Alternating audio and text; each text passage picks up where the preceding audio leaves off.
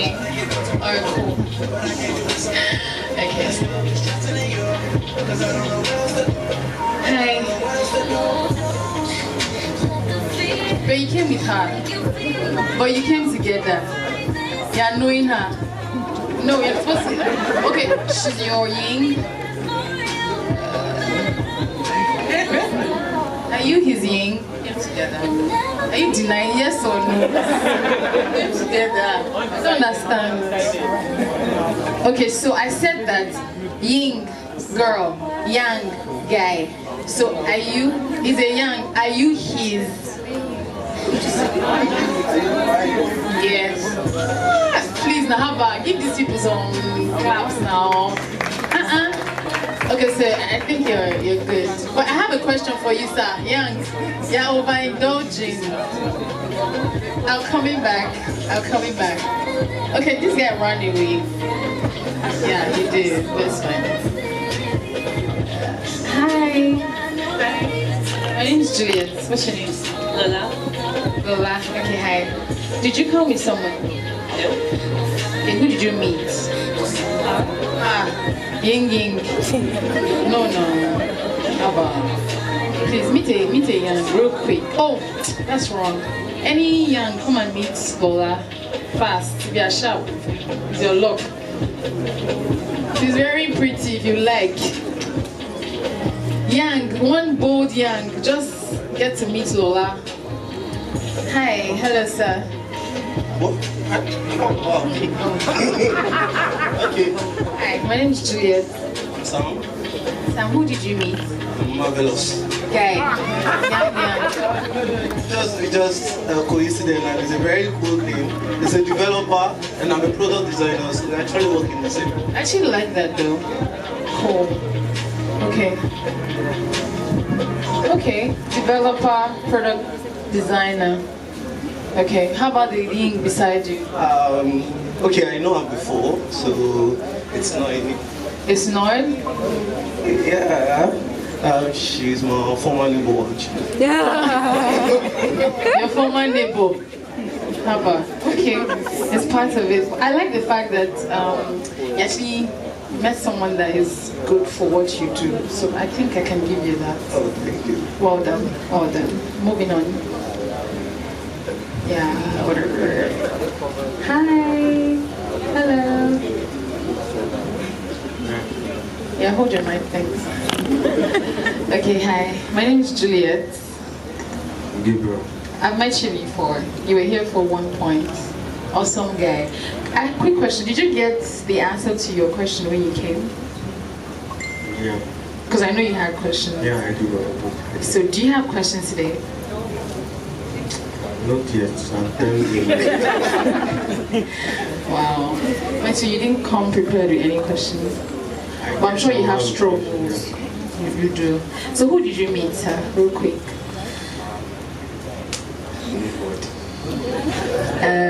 Who's this?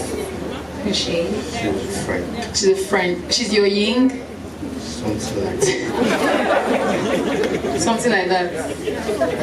Okay, please, can you just tell me a bit about your friend? The name is Favor. Favor. I like the way you say her name is Favor. Nice. She's a makeup artist. Okay. She does a cake as well. Makeup artist. She's a baker. Yeah, she's a baker. And she's an awesome person. Awesome person. Nice. Oh, if a guy says you're awesome, something is there. It has to be true. Okay, good to meet you, Favor. Can I talk to Favor? Hi, how are you? I'm fine. You look very good, by the way. Thank you. Okay, so can you tell me a bit about Gabriel, right? Good. Please, who is Gabriel to you? Please, let's get it straight. A friend. A close friend. A close friend. Yeah. So it's not your young. Hey! Okay. Well, I mean, he actually said that. Okay, it's fine. He's the guy. He's aspiring. It's good. Please just tell me something about Gabriel, though. The quiet person. Kind of shy sometimes. Sometimes, okay. But he's a cool guy. He's a cool guy. What does he do? He knows everything about you. You bake, you do makeup. He's working. And because he's not jobless, thank God. So he's working. Thank God. So what does he do? He's just told you that he's working. You cannot investigate. Which job? Be sure. Sorry, Gabriel. I'm just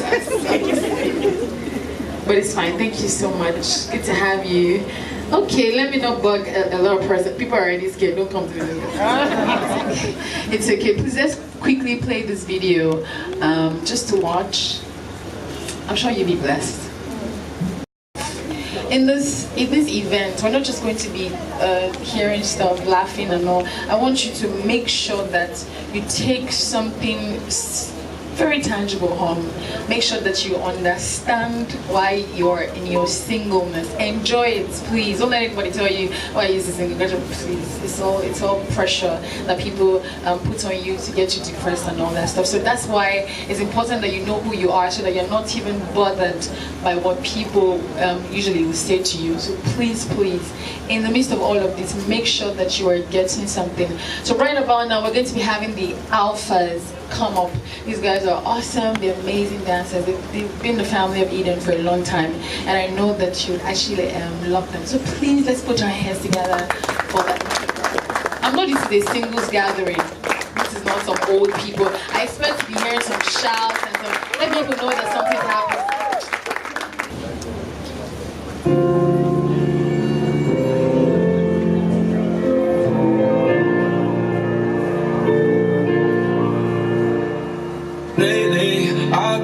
I've been thinking, I want you to be happier. I want you to be happier. When the morning comes, when we see what we've become. In the cold light of day, we're a flame in the wind, not the fire that we begun. Every argument, every word we can't take back. Cause with all that has happened, I think that we both know the way that the story ends. Then only for a minute I want to change my mind, 'cause this just don't feel right to me. I wanna raise your spirits, I want to see you smile. No, that means I'll have to leave. Just fight a little longer, my friend. It's all worth it in the end. But when you got nobody to turn to, just hold on and I'll find you. I'll find you, I'll find you. Just hold on and I'll find you. I'm hanging on by a thread, and all I'm clinging to is prayers. And every breath is like a battle. I feel like I ain't come prepared. And death's knocking on the front door. Pain's creeping through the back. Fears crawling through the windows. Waiting for them to attack. They say don't get bitter, get better. I'm working on switching them letters. But tell God I'ma need a whole lot of hope keeping it together. I didn't do nothing but love you and cherish every moment with you, even the ones we didn't even do nothing but sit and talk. The little things matter. To her.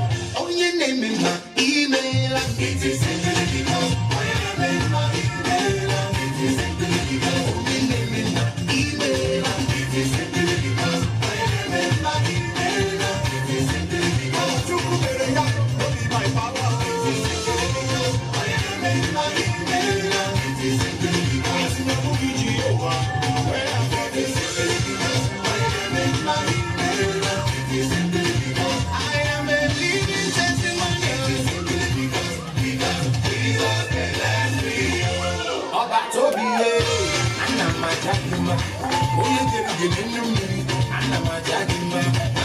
The way you take to change my life was surprising. The way you take to change my life was surprising.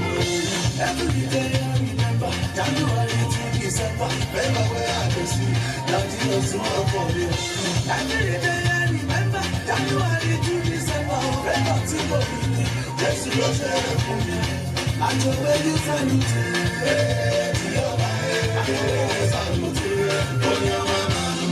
I told you salute.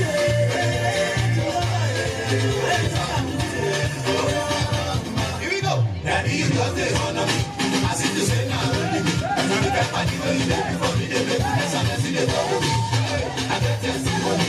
In spite of all my enemy. You never forever, you never surrender your mama to the enemy. I can't do that for you. All the things you done, they do. I think it's why you be an everybody.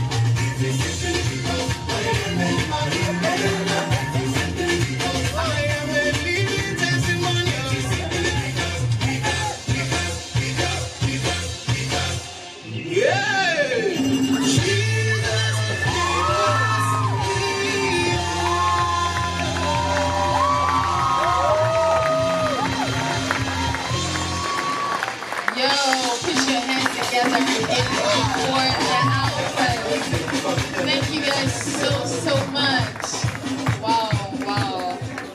Wow. Please put your hands together for them. That's amazing. And the singers also. Thank you guys so much. So much. Okay. Right about now we're going to be having someone very special. Actually, this is my first time seeing him, but I met him. We used to talk on the phone, but of course I didn't see him. But he's a great singer. Not just a singer, but he carries spirit. There's one thing to sing and be empty. There's another thing to sing and carry spirit. This was not planned, I'm sorry. But of course, I invited him specially to come and bless us. His voice is amazing. You guys would be able to feel this. I'm not faking it. He's really good. So please, with so much joy and with a good hand, please welcome Toby Osho. Come on. Don't worry. I hate him. Clap. You know you can have voice. Clap. Okay. Thank you so much. Thank you. Okay. Sorry. Okay, great. Hi, Toby. Hi, Juliet. Hi, single. Hi, everybody. Toby, are you single? Why? Oh my skin. Sorry, sir. Anointing this. I didn't know.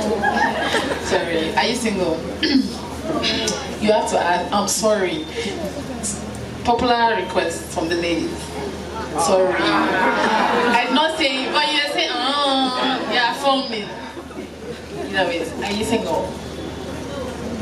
Okay, you don't. I'm single, yeah, I'm single. So,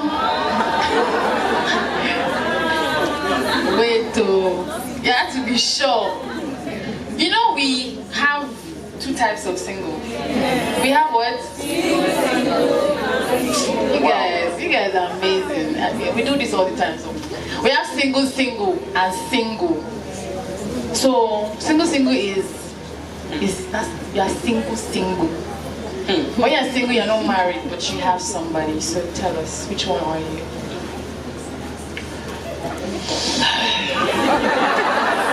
I'm sorry, I'm putting you on the spot. But you prefer to answer with the guitar? Hey, anyone? I'll let you guys know. We know the answer. It's fine. Okay, so Toby, just tell us a bit about yourself. Okay, first of all, I'm happy to be here and I'm excited to be here. Hope you're having a nice time. Alright, so I'm Toby Osho from Ogun State, Abeokuta precisely. From the family of four, graduate of Covenant University, psychology. I saw a guy from Covenant University. Wait. Okay. No. I saw two people. It was the second one. Oh, hi. Okay, cool. He was one of our spiritual leaders in school. Wow. Welcome, sir. I'm so happy to see you. Happy to see you. Alright, so of course I'm a music minister and been doing this for say 8-9 years now. Yeah. So even from school I've been going out for ministrations and all that. So bless God, and God has been faithful. I'm happy to be here. Thank you. Put your hands together. He's a humbly shy. He's very humble. Humble. Thank you, sir. Bless the Lord, oh my soul. Oh my soul. Worship His holy name. Sing like never before. Oh my soul.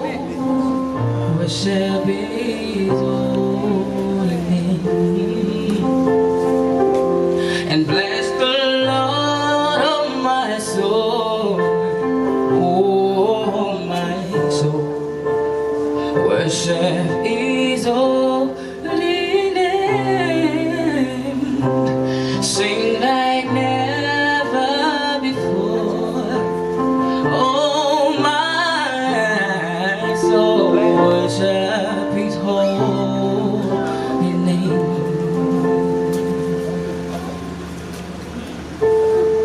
And what a beautiful name it is. What a beautiful name it is. The name of Jesus Christ, my King. What a beautiful name it is. Nothing compares to this.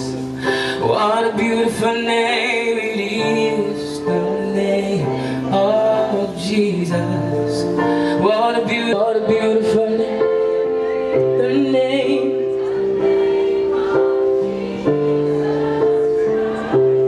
What a beautiful name.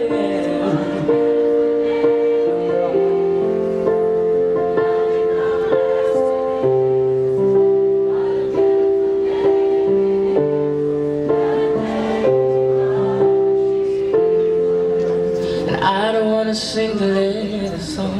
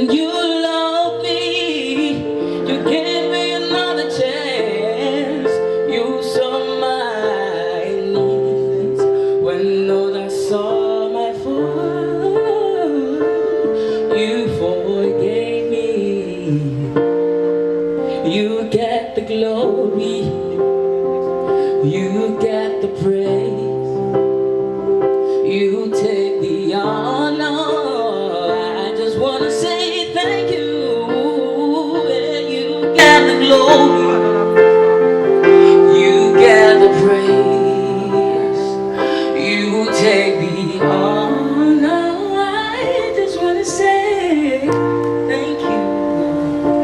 You get the glory, you get the praise, you take the honor. I just wanna say thank you.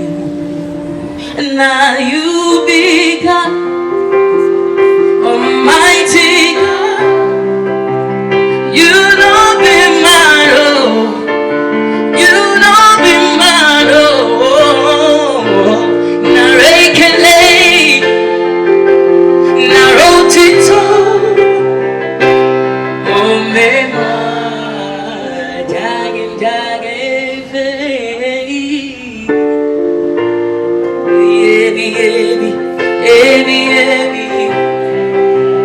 Lift your voice and say,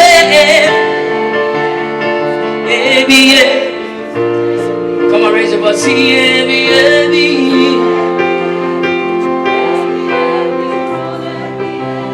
got my jog in my leg.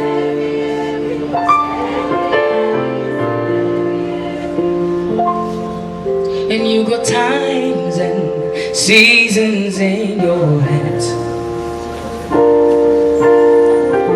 You call for light out of darkness. You don't need a man to be the God you are. You have chosen to call me. You say you are God, you are God. From beginning to the end, there's no place for argument. You are God all by yourself. One more time, say you are God. Say you are God. From beginning to the end, there's no place for argument. You are God all by yourself. You can do better. You are God. Say you are God. From beginning to the end, there's no place for argument. You are God all by yourself. You are God from beginning to the end. There's no place for argument. You are God by yourself. You're not a man, no. You're not a man, no. You're the God who opens doors no man can shut. You're not a man, no. You're not a man, no. You're the God of everything, oh, like you. No one like you, is it? No one like you. No one like you, is it? No one like you. No one like you, Jesus. No one like you. You're the God of everything. No one like you. Has God been good to you? Has God been good to you in this place? Can you just wave your hands to Him and say, thank you, Lord. Thank you, Lord. Come on. Okay, I'll sing your song. Aww. Okay. You are the one I call love. You are the one who saves. You too, my pain and my shame, yeah. Jesus, you made a way, yeah. So we give you praise. We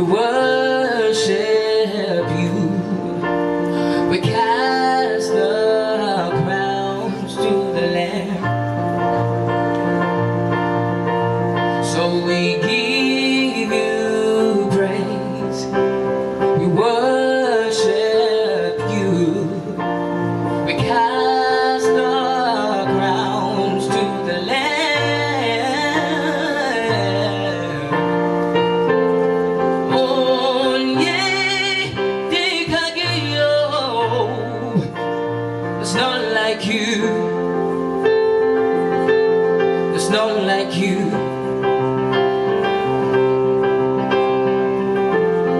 Oh, Lady Gaga, it's not like you. It's not like you.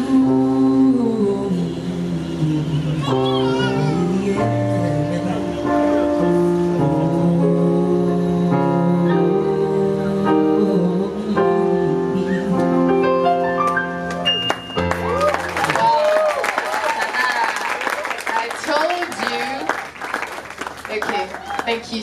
How about appreciate the gift of God in this man. Amazing. Okay, Toby, thank you so much. But please, just give me a second. I need some people to come and help me do some singing. Yeah, I know some people are proud. They can sing. They can sing. No problem. Please, I just need 2 people. No, I'll pick one, 2. It's fine. I know how you become a beauty. So just do like this. Skills. No, let the person talk. No pressure. Just be bold. Just come. Don't worry. Just show up.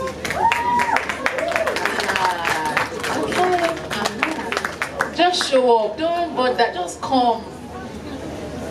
Okay. Welcome, sir. Please to the podium. Just relax. 1, 2. Aha. Okay. Fab. Please put your hands together for these bold people. Okay. So real quick, just tell me your name, what you do.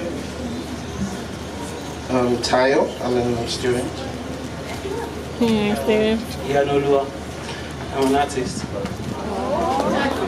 Cheating. Screen printing, painting, and I sing.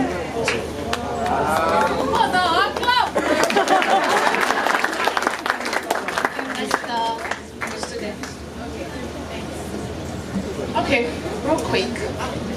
Sati, you play, they'll sing. Yes, you came, you did. Oh, fab. Anything is plays, just sing.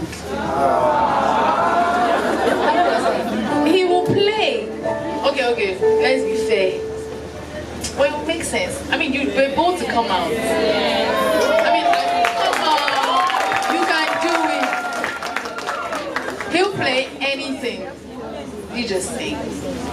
Wow, I know. Are you ready? Who wants to go first? Ladies first. Yes. Today is Father's Day, men first, so don't worry. Today's Father's Day. Maybe today's Father's Day. You will show Father. There is power in the name of Jesus. There is power in the name of Jesus.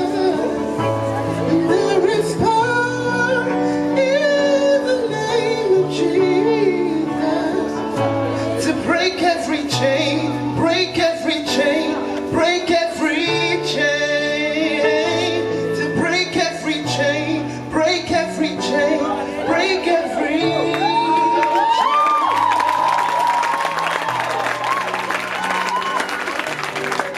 Hi. Ladies, how far? He's good. Please put your hands together. And he's a student. What school? He has an accent, you're like. Univer. Okay. Just your name again, so Tayo. Tayo. Okay. Thank you so much, Tayo. Please, as it goes, just put your hands together. You are the word that the began. One with God, our Lord the Most High. What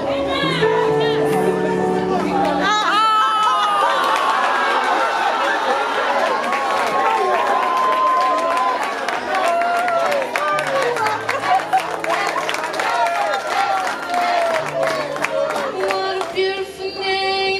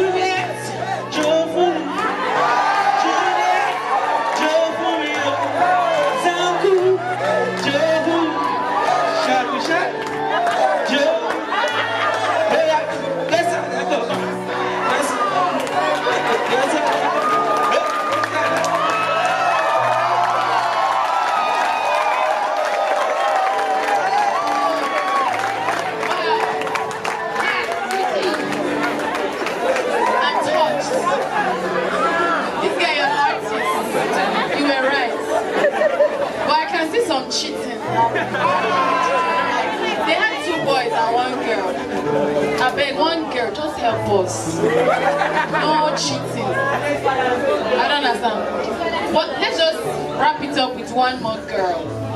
Please, for the love of all the women in the world, show up for us.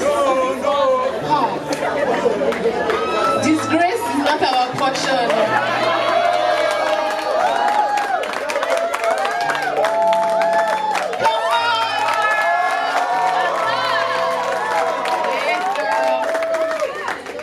God bless you for not disgracing us. Hi, what's your name? My name is Anastasia. What do you do? Anastasia. Hi. What do you do? I'm a customer service representative. Give me just help us. Okay.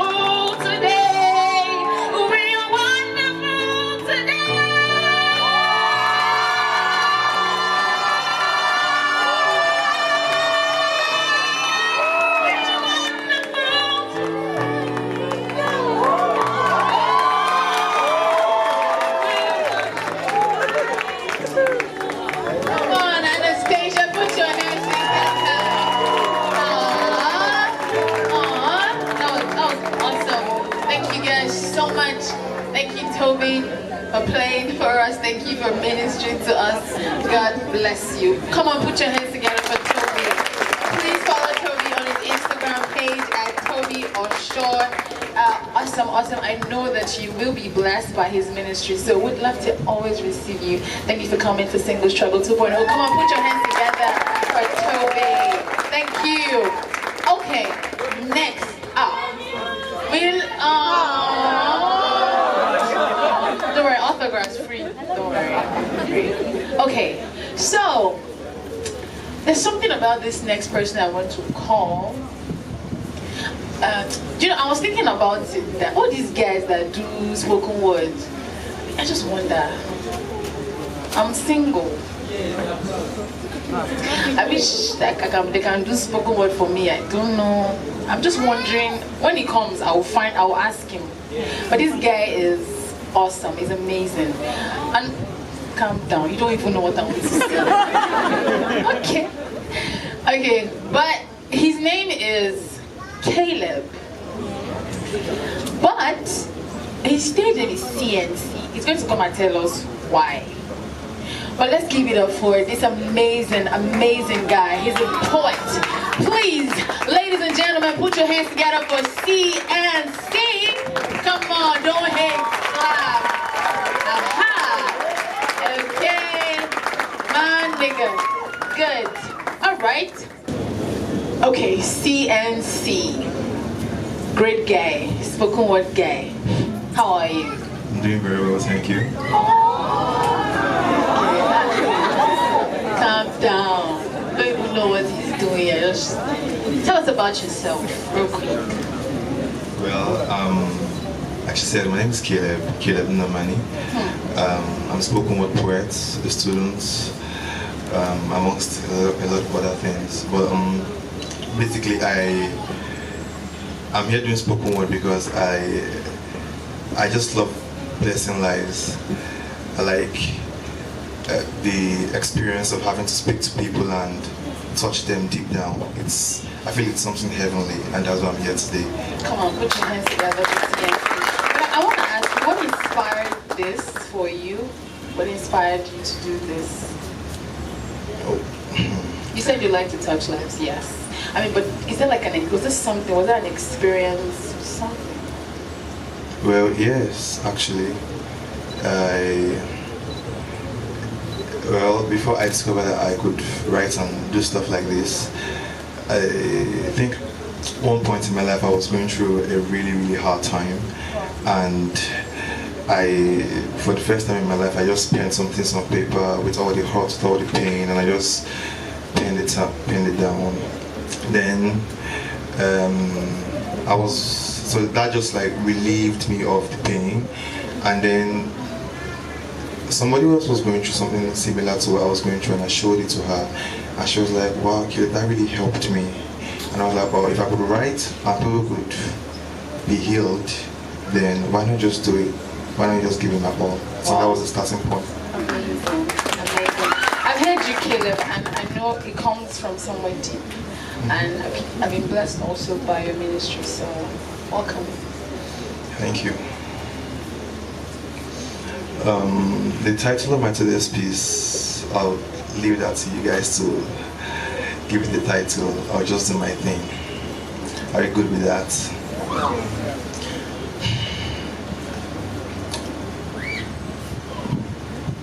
I know you all have heard so much about the kingdom of God. This is a song I just put together this afternoon, less than an hour ago. We don't have a title for it. We couldn't wrap our head around the title, so we called it Single Ship. Don't mind us. So how many of you guys are single, like really single? Yeah. Do you mind with the wave of your hand? How many of you guys are really looking for somebody to take home? All right. So it's a very simple song, so if you don't mind, you can sing along. It says the trouble is, it's not that I like being single, but then the question is, why am I single? So quickly look onto the person beside you and ask, why are you single, really?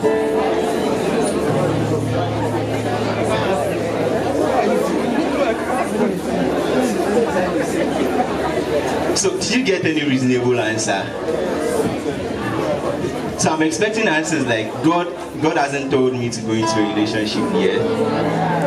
I'm still waiting for my own assurance, stuff like that. Alright, I hope you enjoy this one though. Let me go.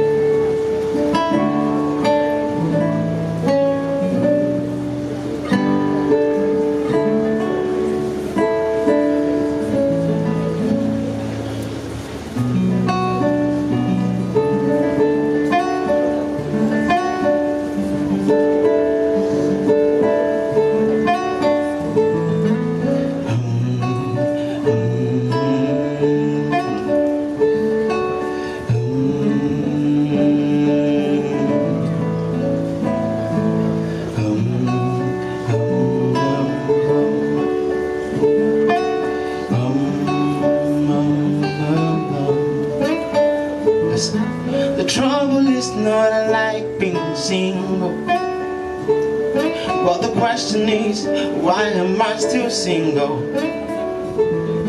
The trouble is not I like being lonely,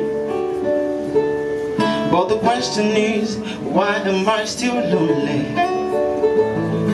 The trouble is not I like being single, but the question is, why am I still single? The trouble is not I like being lonely, yeah. But the question is, why am I still lonely? You can hope, pray and wish for love. You can even go and dream about love. But don't you put your life on hold, waiting for love. It doesn't work like that. You can hope, pray and wish for love. You can even go and dream about love. Why don't you put your life on hold, waiting for love? It doesn't work like that. The trouble is not I like being single, but the question is, why am I still single? The trouble is not I like being lonely, yeah. But the question is, why am I still lonely? The trouble is not I like being single, but the question is, why am I still single? The trouble is not I like being lonely, but the question is, why am I still lonely? You can hope, pray and wish for love, and you can even go and dream about love. But don't you put your life on hold, waiting for love. It doesn't work like that. You can pray, wish and hope for love.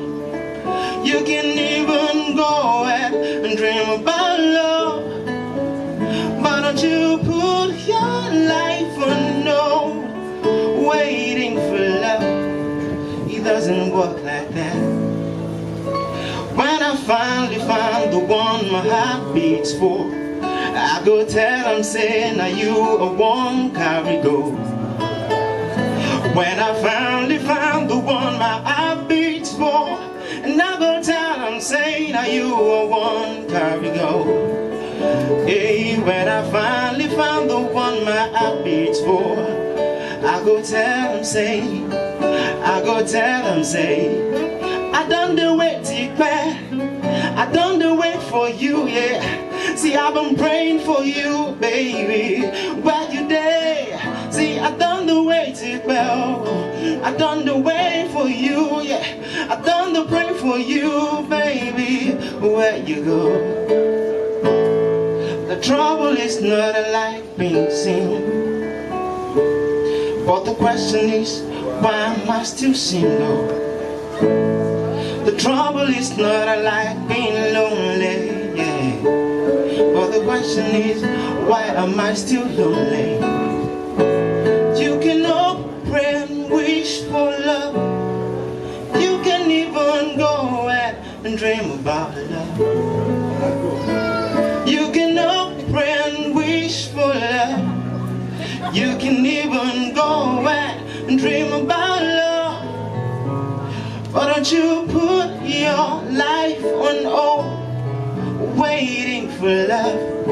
It doesn't work like that. Thank you.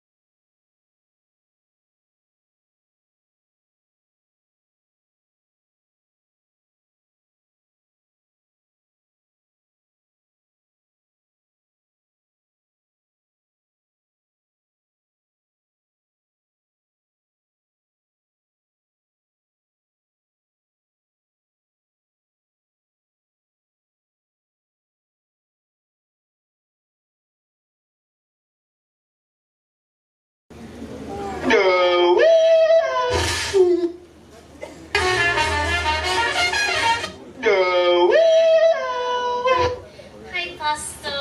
How are you doing? Fine. I actually came to pay my tithe. I don't believe in tithing. In this church, we have stopped collecting tithe. I don't believe in tithing. Take it. Pastor, you said Malachi chapter 3. Do you want to teach me the Bible? Do you want to teach me the Word of God? Malachi is Old Testament. We are in the New Testament. We are no longer under the law. We are under grace. I don't collect tithes anymore. Okay, Pastor, since I'm already here, just collect it and bless me. It's like you are not hearing what I am saying. I don't need your money. You are blessed already. You don't need to pay tithes to be blessed. Take your tithes, give it to the less privileged, give it to the people that are hungry. I don't need your tithe. Are you not hearing what is happening on social media? That people are fighting tithing, people talking about tithing. I have joined them. I don't believe in tithing anymore. I don't want your money. Take it away. I don't want now. Why are you looking at me like that? I say I don't want. Take your money away. I don't want. So sin. It's like I'm going to pay this $30,000 in your church. $30,000. $30,000? Yes, sir. $30,000. Just tell me. Just tell me. For that.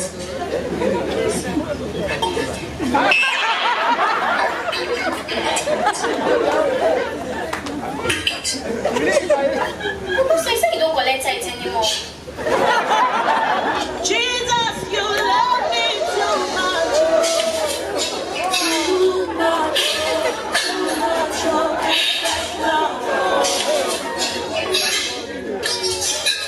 Jesus, you love me too much. Too much.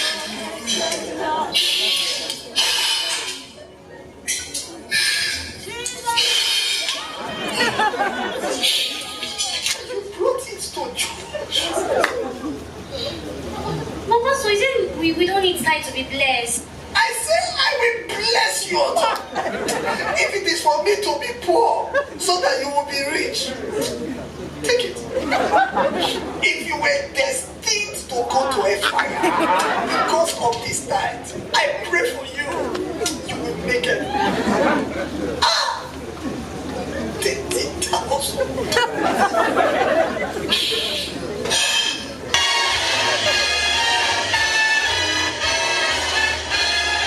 Hi, family. Thank you. Sorry, they are coming live. Don't worry. Okay, so people that do not know the Winlos, yeah, the Winlos. Okay, please, they're almost here. Please can we, the mics, are they ready? Their mics. Please give me thumbs up if their mics are ready. Not yet. Okay, okay. They are just about to enter here, and they have something special for us. She was just telling me upstairs that they have some acts for us. Okay, I'm excited. I can't wait to see them do their thing live. So sit back, relax. Let's give them some music to calm down, please, as we set up the mics. Okay. Please, can we just shout, "We love you" to the Winlos? Yes, we love you, Sir and Mommy Winlo. They're busy planning for us, they can't hear us.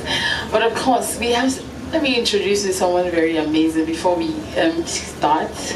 He is the most amazing person I know on this earth. I know. Yeah, he is. And if you know him, you know that he is so passionate about young people, empowering people. He is our lead pastor. He is our backbone. He is our support. And he just came in. And we could have never come up with this without the support of our lead pastor. And he's really passionate about people, and really, you know, Pastor is so into people. He says we need to solve problems. So let's come and look at issues that singles have. Let's see how we can solve them. And you know, Pastor, let's 2.0, Pastor 3.0, Pastor 6.0. Put your hands together for our lead pastor. Please. This is our MVP. Hey, please. This is our MVP. Okay. That, I'm sure if you don't know him, don't worry. You'll soon know him. He is Pastor Aki Pelu of Eden Center, where you are sitting right now. This is our lead pastor. So please come on, say we love you, Pastor Aki. Yes, we love him so much. He's always supporting us. And every time that we want to do something, he's like, let's go all out and let's get this done. My name is Juliet. For people that do not know, I would also love to encourage you to please follow us on our social media platform at Eden Singles Connect. I said before you leave, you must follow. I will come to you, I will give you data. You will log in, you must follow. I will give you, don't worry. Please, wherever you are, if you have your phones, if you are connected to the internet, please plug into our social media handle at Eden Singles Connect. Also, you can follow our church handle at Eden Center NG, just so that you can follow up on Eden Center, what we do, and all that we are about. People that just joined us, we talked about yings and yangs, the ying being the girl, the yang being the guy. So I just want to know how many people came here with their yangs or their yings. Just wave your hands, don't be shy. I met you, you said you came with your, just raise your hand, I will come to you. Don't. If you came here with your yin or your yang, just raise your hands. Thank you so much. Please put your hands together for people that are not shy. Don't deny your yang or your, just tell us. We can see another hand. Here, somebody told me that they have their, raise your hand. Okay. Amen. Makes sense. Okay, so please, I'm going to do another search of people that, oh, you came with your, I see your point. She doesn't want to say, we know you. Your yang say you came. Thank you for coming. Thank you. Are we ready? Okay, we are ready. And also, I want to celebrate our pastor for bringing us down here. I celebrate God's grace upon your life. Thank you so much for the opportunity. Hallelujah. And also, this feels like my husband is Adam and I'm Eve, like we're in the Garden of Eden. Okay, yes, that's true. Eden, Garden of Eden. Okay, what means that when we're living today? No, there's no Sabbath, there's only apple. What means that when we're living today, you guys are going to give us a load of apple. So therefore, we are going to have a game now. Very simple game, just very simple game. You know, there's this competition between guys and girls, amen. The yings and the yangs. Okay. I'm going to be asking 30 questions. Then I'll ask the guys, I'll ask the ladies. You know the question that is for which, if you believe the statement I'm going to ask, then you clap very well to support it. If you don't believe it, if you believe that it's not true, there's no need to clap. But if it is true, clap very well. Are you ready? Church guys are not romantic.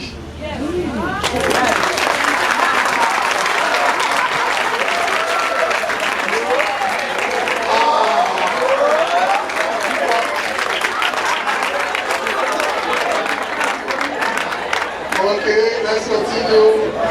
Okay. She understand again. Should I ask again? Church guys are not romantic. Okay. Church girls like money.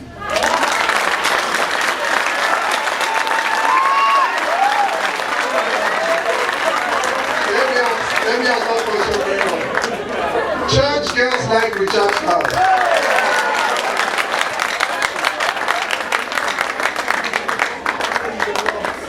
Church guys can dress well.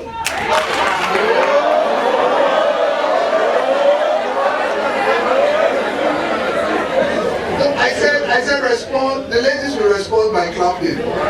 Church girls can dress, church guys can dress well. Okay, so they agree that church guys can dress well. Church girls don't really know what they want.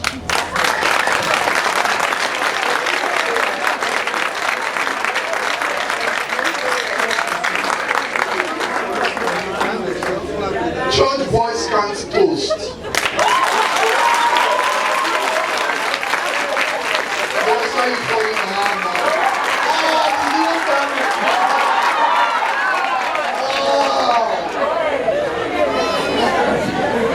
Finally, church girls are hard to get.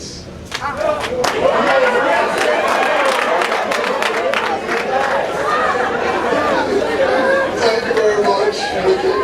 Some have toasters but have no dates. Some have dates but they have no toasters. But you see, we have dates and we have toasters. Glory be to thee, oh God. Singles help me sing. Some have dates but have no toasters. Some have toasters but have no dates. I sing and I have dates and I have toasters.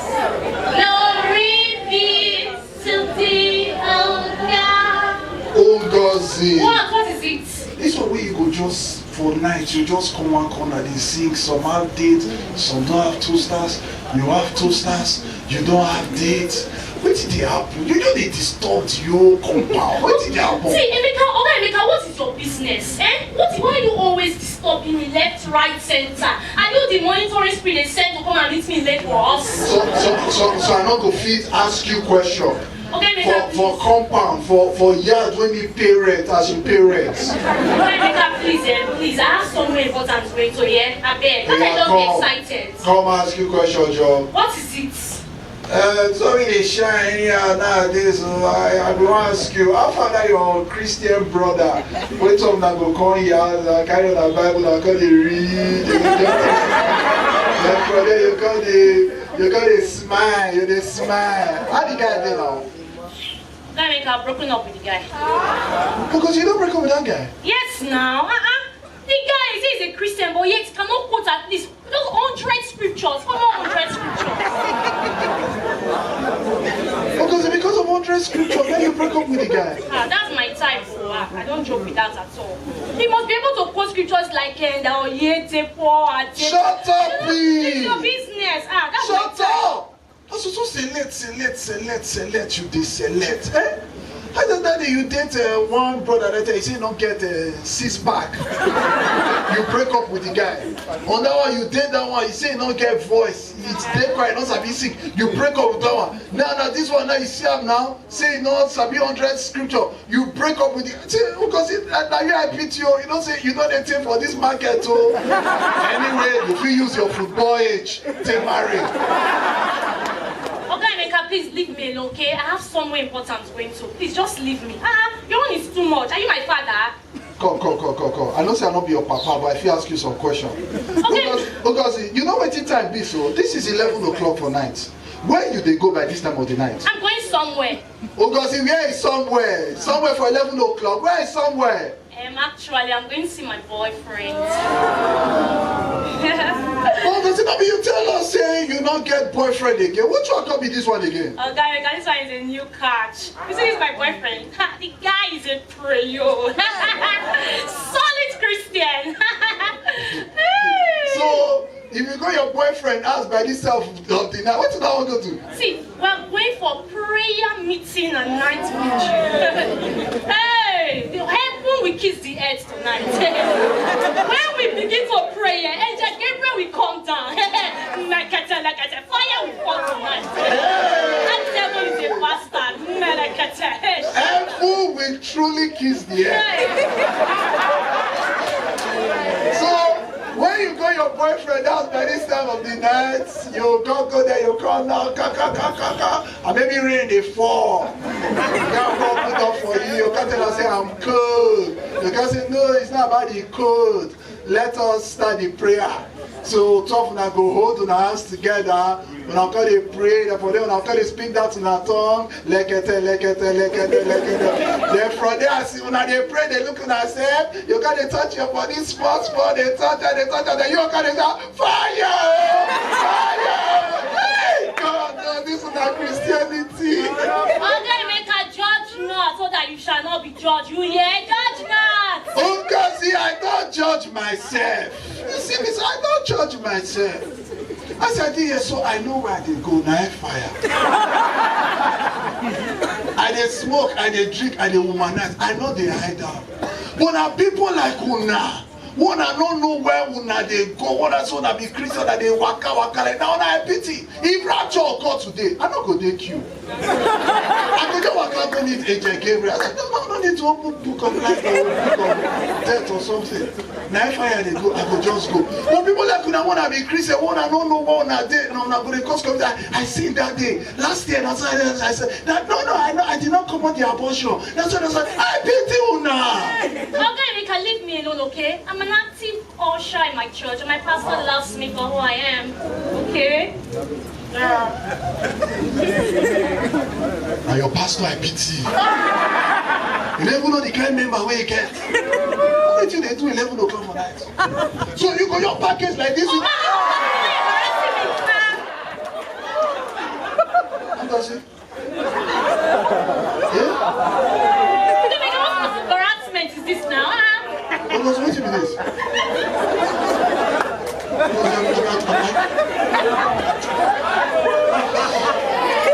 I just confused. Because what did I see so? Because in a corner with this one. Because you don't carry code, you don't kidnap for a week, don't wear out. They go prayer meeting at night vigil. Get mine. I mean, this year I'm bad. Oh, because you're not bad too. I bet Tini goes for this bad girl.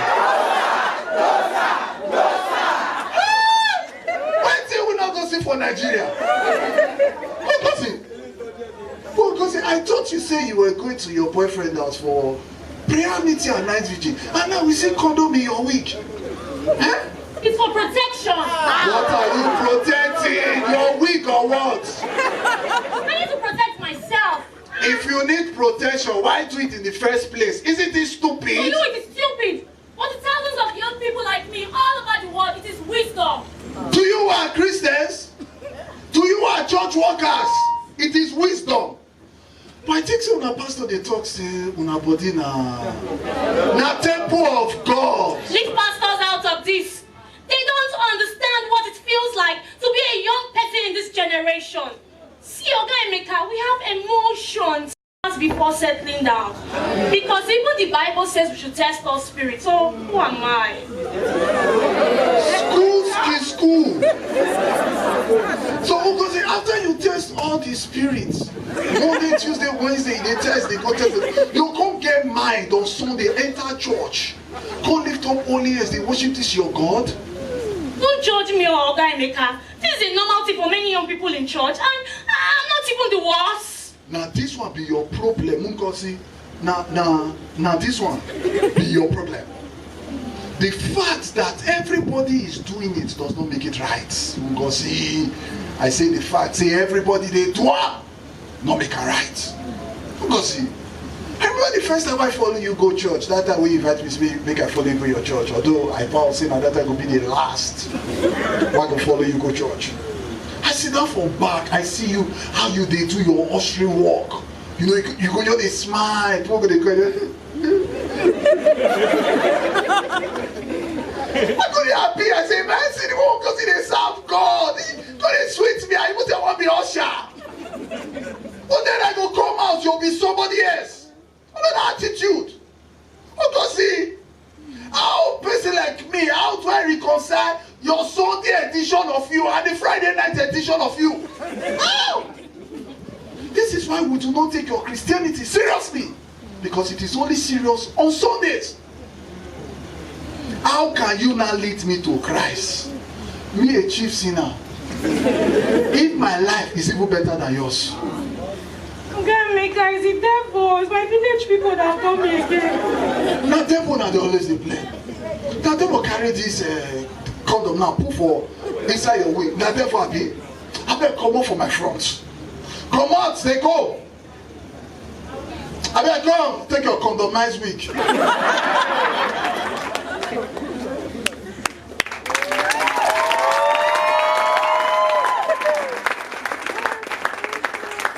Ladies and gentlemen, the best message that will ever be preached is not the message that will be preached from the pulpit or from the largest crusade. It is the message of your lifestyle. The Bible says, let your light so shine that men will see your good work and give glory to your Father in heaven. Does your life truly depict the Christ that you serve? Think about this thing. Thank you very much for the Winlos. So if you're excited about that, please can you just give it up for Jesus?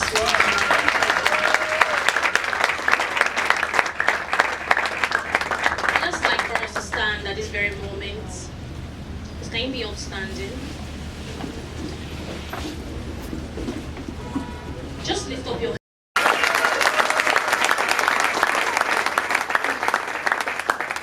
Just like for us to stand at this very moment. Can you be upstanding? Just lift up your hands and just begin to worship God. Come on, give Him the fruits of your lips this evening. When we gather like this for a relationship program, it's not just about talking, it's more the spirit. Because the truth is, you really can't do relationship or do your marriage effectively if there's no presence. Come on, just lift up your hands and then worship God. Just give yourself away completely to Him this evening. Give Him the fruits of your lips. Come on, call Him sweet names. Just worship Him. I don't know why you came. Because one thing for you to come for a meeting, another thing for you to open your hearts to receive Him for a mind renewal. So I just need you to just get desperate in His presence and worship Him. Come on, just open your mouth and worship Him.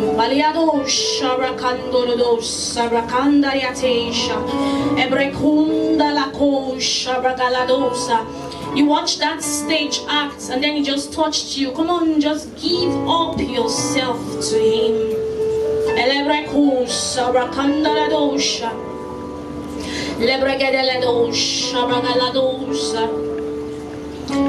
We honor you tonight.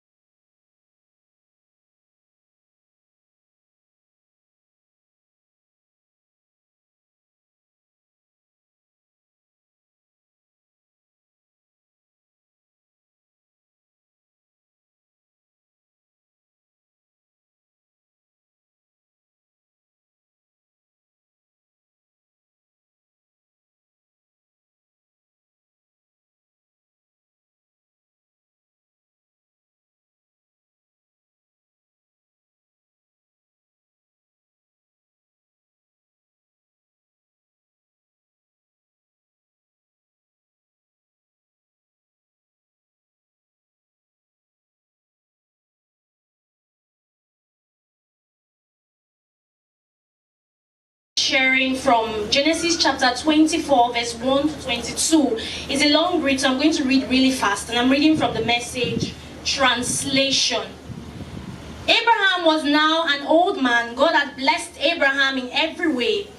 Abraham spoke to the senior servant in his household, the one in charge of everything he had. Put your hand under my thigh and swear by God, God of heaven, God of earth, that you will not get a wife for my son from among the young women of the Canaanites here, but we go to the land of my birth and get a wife for my son Isaac. The servant answered, but what if the woman refuses to leave home and come with me? Do I then take your son back to your home country? Abraham said, oh no, never. By no means are you to take my son back there. God, the God of heaven, took me from the home of my father and from the country of my birth and spoke to me in solemn promise. I am giving this land to your descendants. This God will send his angel ahead of you to get a wife for my son. And if the woman won't come, you are free from this oath you have sworn to me, but under no circumstances are you to take my son back there. So the servant put his hand under the thigh of his master Abraham and gave his solemn oaths. The servant took 10 of his master's camels and loaded with gifts from his master, traveled to Aram Naharaim and the city of Nahor. Outside the city, he made the camels kneel at a well. It was evening, the time when the women came to draw water. He prayed, "Oh God, God of my master Abraham, make things go smoothly this day. Treat my master Abraham well. As I stand here by the spring while the young women of the town come out to get water, let the girl to whom I say, lower your jug and give me a drink, and who answers, drink, and let me also water your camels. Let her be the woman you have picked out for your servant Isaac. Then I will know that you're walking graciously behind the scenes for my master." It so happened that the words were barely out of his mouth when Rebekah, the daughter of Bethuel, whose mother was Milcah, the wife of Nahor, Abraham's brother, came out with a water jug on her shoulder. The girl was stunningly beautiful, a pure virgin. She went down to the spring, filled her jug, and came back up. The servants ran to meet her and said, "Please, can I have a sip of water from your jug?" She said, "Certainly, drink." And she held the jug so that he could drink. She held the jug so that he could drink. When he had satisfied his thirst, she said, "I will get water for your camels too, until they have drunk their fill." She promptly emptied her jug into the trough and ran back to the well to fill it. And she kept at it until she had watered all the camels. The man watched silent. Was this God's answer? Had God made his trip a success or not? When the camels had finished drinking, the man brought out gifts: a gold nose ring weighing a little over 1/4 of an ounce, and 2 arm bracelets weighing about 4 ounces, and gave them to her. And the rest of the story, Isaac married Rebekah. Something very interesting from this scripture. Abraham wanted a wife for his son Isaac. And the first thing I realized from here was that Abraham had a picture of the kind of home that he wanted for his son. Abraham knew what he wanted and what he did not want for his son. My line of emphasis here is not about Abraham choosing choosing a wife for his son, but I'm going to draw out a few points from this. Abraham had a picture of the kind of home he wanted for his son. Many singles choose relationship without having pictures. You don't picture your marriage. You don't take a selfie about the kind of home you want for yourself.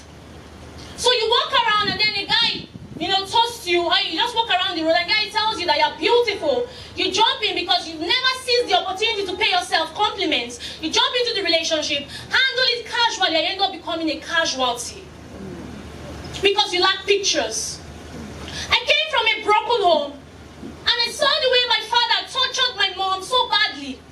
My mom gave birth to 5 of us through cesarean operation because she was in desperate need for a male child. So she gave birth to 5 ladies, and my father wanted a male child at all costs. And the male child wasn't coming. And this was the same man that before she got married to my father made her go through abortion twice. And so she got married to this man. When she gave birth to the 5th child, she was cesarean operation. My father abandoned her in the hospital for 1 week. And then, at a very young age, when I watched their marriage, I hated men. I hated to get married. Mine was never something I looked up to or looked forward to until God had to heal me gradually. And so at that tender age, watching the kind of home I came from, I had to deliberately start picturing the kind of home I wanted for myself as well as my children. Because I knew that if I chose wrongly, I would bear the consequences, because choices would always bear consequences. Whoever you choose will bear consequences, whether positive or negative, but it starts with a choice. And the choice of who you marry is the marriage experience you have selected for yourself. So I had to be deliberate. First, what kind of marriage do I want? It's not what pastor says. Pastor said it's good to marry a Christian. It's good to have a Christian marriage. But what have I pictured about myself? What don't I want? We're doing a game not quite long. And then my husband said, church girls don't know what they want. And the clap was really hard. Because a lot of times, you see a Christian lady, a church girl, or a church guy, and then you ask them, what do they want? Or you go for, counseling sections. They come for you for counseling and you're like, oh, why do you like this guy? Because he's nice and caring. Anybody who wants you can be nice and caring to you. It takes beyond nice and caring to settle for a potential spouse. My father was nice and caring to my mother. She was in teachers training college. He would hang around where she was receiving her training. We all wait for her. She saw it as romance, very romantic. You know we love romantic guys. She saw it as he was so caring, he would get her things. Before she gets to his house, he has cooked for her. They were not yet married. So that attracted her to my husband, to my father. But little did she know that she was entering hell from the very beginning. So nice and caring is not enough to choose a spouse. Nice and caring is not enough to settle in a relationship that's leading for marriage. Abraham first had a picture, and he said, do not take a wife for my son from the Canaanites. The Canaanites are people who are ungodly. They are people who do not know God. So he had a picture that he needed his son to marry a godly wife. And he was deliberate. He sent his oldest servant and said, do not take a wife from the Canaanites. Go to my home birth country and get a wife for my son. There are lots of ungodly people. Sometimes you say you want a Christian marriage, but you don't even demonstrate godly principles. You say you want a Christian, you want a relationship, you want a man that fears God, you want a woman that fears God. But even the way you dress, you say, oh, you don't even check out the fruits of what the person has. The fruit the person reflects. And then you go ahead, you respond, and you don't even decide. Because the truth be told, your human sense cannot decide a godly marriage. Your human sense can decide. I knew that if I needed a godly home, I needed to get into a godly relationship. It had to go beyond my human sense. Because when you come to church, you meet a whole lot of people. There are a lot of deceptions even in church. Because the church is a hospital where different people come in, both saints and sinners. Everyone is coming to receive treatment. And then you come to church for the purpose of looking for a spouse. You get into church and you end up receiving somebody else. Praise God. So the first thing is, Abraham knew God. Abraham said, I do not want an ungodly spouse for my son. And when his servant doubted him and said, just go. He just want to say, oh, what if I don't get a partner? What if I don't get a wife for your son to where you are sending me to? And then Abraham said, the angels will go ahead of you. And I picked something very interesting from there. Every time we allow our emotions go ahead of us, we end up in accidental relationships. We end up in accidental marriages. We struggle to take a decision. We struggle. Because the Bible says, and God will go ahead of us to make the crooked path straight, not our emotions. So I knew that it took more than my emotions to choose who was really godly. I had my first relationship. The guy was a pastor. And then we got into the relationship. He had a lot of daughters. He called spiritual daughters. And I didn't know that he was sleeping with some of them, like he was unfaithful. And even when I saw some signs, I still stayed back. And then, of course, I trusted him, was anointed, my pastor, what do you expect? And unknown to me, and then finally, he said to me that God said I was the one for him. And of course, I didn't even bother hearing God for myself. After all, he's my pastor. So I went ahead with the relationship. And then this same man, when I was done with NYC, I just said, okay, you know what, we're going to get married. In fact, my father wanted me to go and study my master's, do my master's in Huddersfield abroad. I turned it down because he said, God said we should marry at that particular year. And so I got done with my NYC. And after my NYC, he sent me a text on one fateful morning by 2 a.m. I can never forget the time. He sent me a text to say that God said I'm no longer the one. You know what? When you don't hear God for yourself, these are the kind of things you'll be faced with. And you don't start hearing God at the time when you need to choose a spouse. You need to hear God for your business. You need to start hearing God for your academics. Why is that when it comes to relationship? That's why we start hearing God. And then because I was so carried away, of course, why not? He's anointed and all that. And then I didn't bother hearing God. I just went ahead with him. And then I entered a very wrong relationship. So you cannot use your human sense in deciding a spouse. It has to be your relationship with God. It's called relay Godship.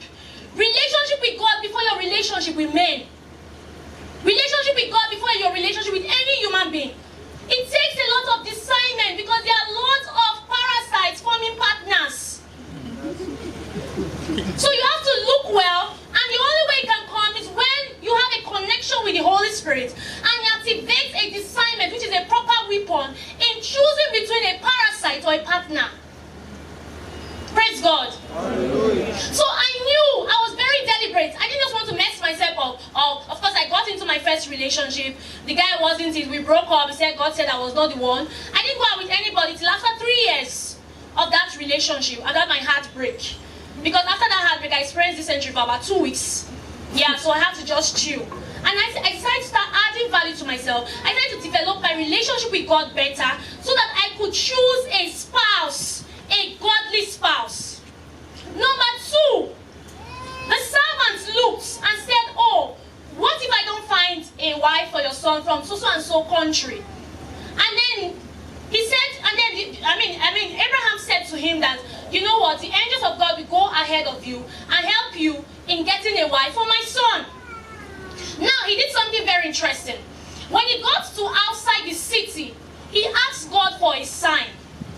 He said, show me, let it be that so and so, when the woman comes out, the so and so that she will have, so that it can be confirmed to me that she is a wife, and she is the wife for my master.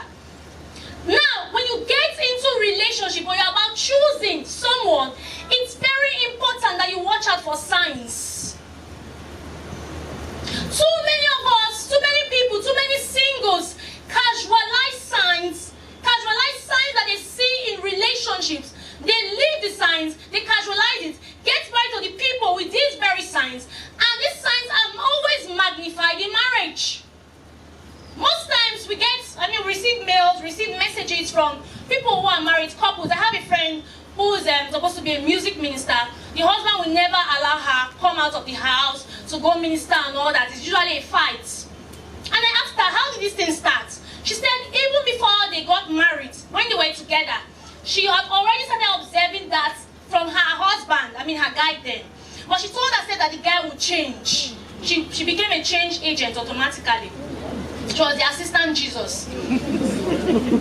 She said the guy would change. And that was how they got married. And the guy would not allow her. This is someone, she's been with this man for about 12 years. The guy would never allow her go out. When she gets invited, I say, no, sit down with the kids. And please, if your assignment is not being fulfilled as a lady here or as a guy here, what's life really about? So you casualize signs, you get into marriage, and then you get caged. You get into marriage and you meet disaster. You get into marriage and you get frustrated. There will always be signs. There will always be signs that will be shown. But you need to open your eyes to see. Love is not blind. Most times you are the one who is blind to the love that sees. God is love, so God sees, so love sees. Signs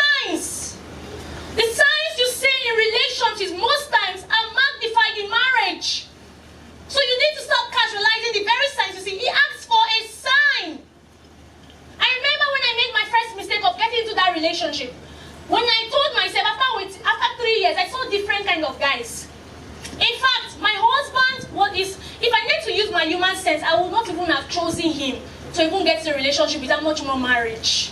That's the truth. Because every other guy that was coming to me, some were working in NNPC, one was working in NNPC, one Chevron. I mean, different kind of guys, they had class. And then my husband was one guy coming who was broke, busted, and in fact, the only property he had was a laptop.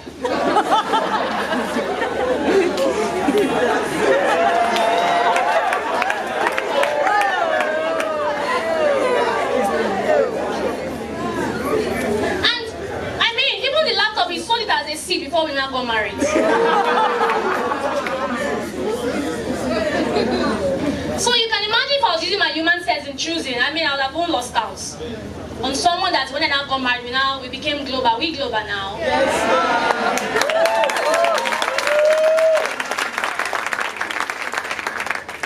You know, so I mean, if I was going to use my human sense, I would never have chosen him. I met different kinds of guys. There was a particular guy I met, he was working in NNPC, and then one of the days he invited me to his house where we're trying to grow friendship and all that. And then I went to his house one of the days. I told him I was thirsty. He was like, okay, let him help me, but I don't know what just moved me. I just said, you know what, very unlike me, I just said, you know what, let me just go and get the water for myself.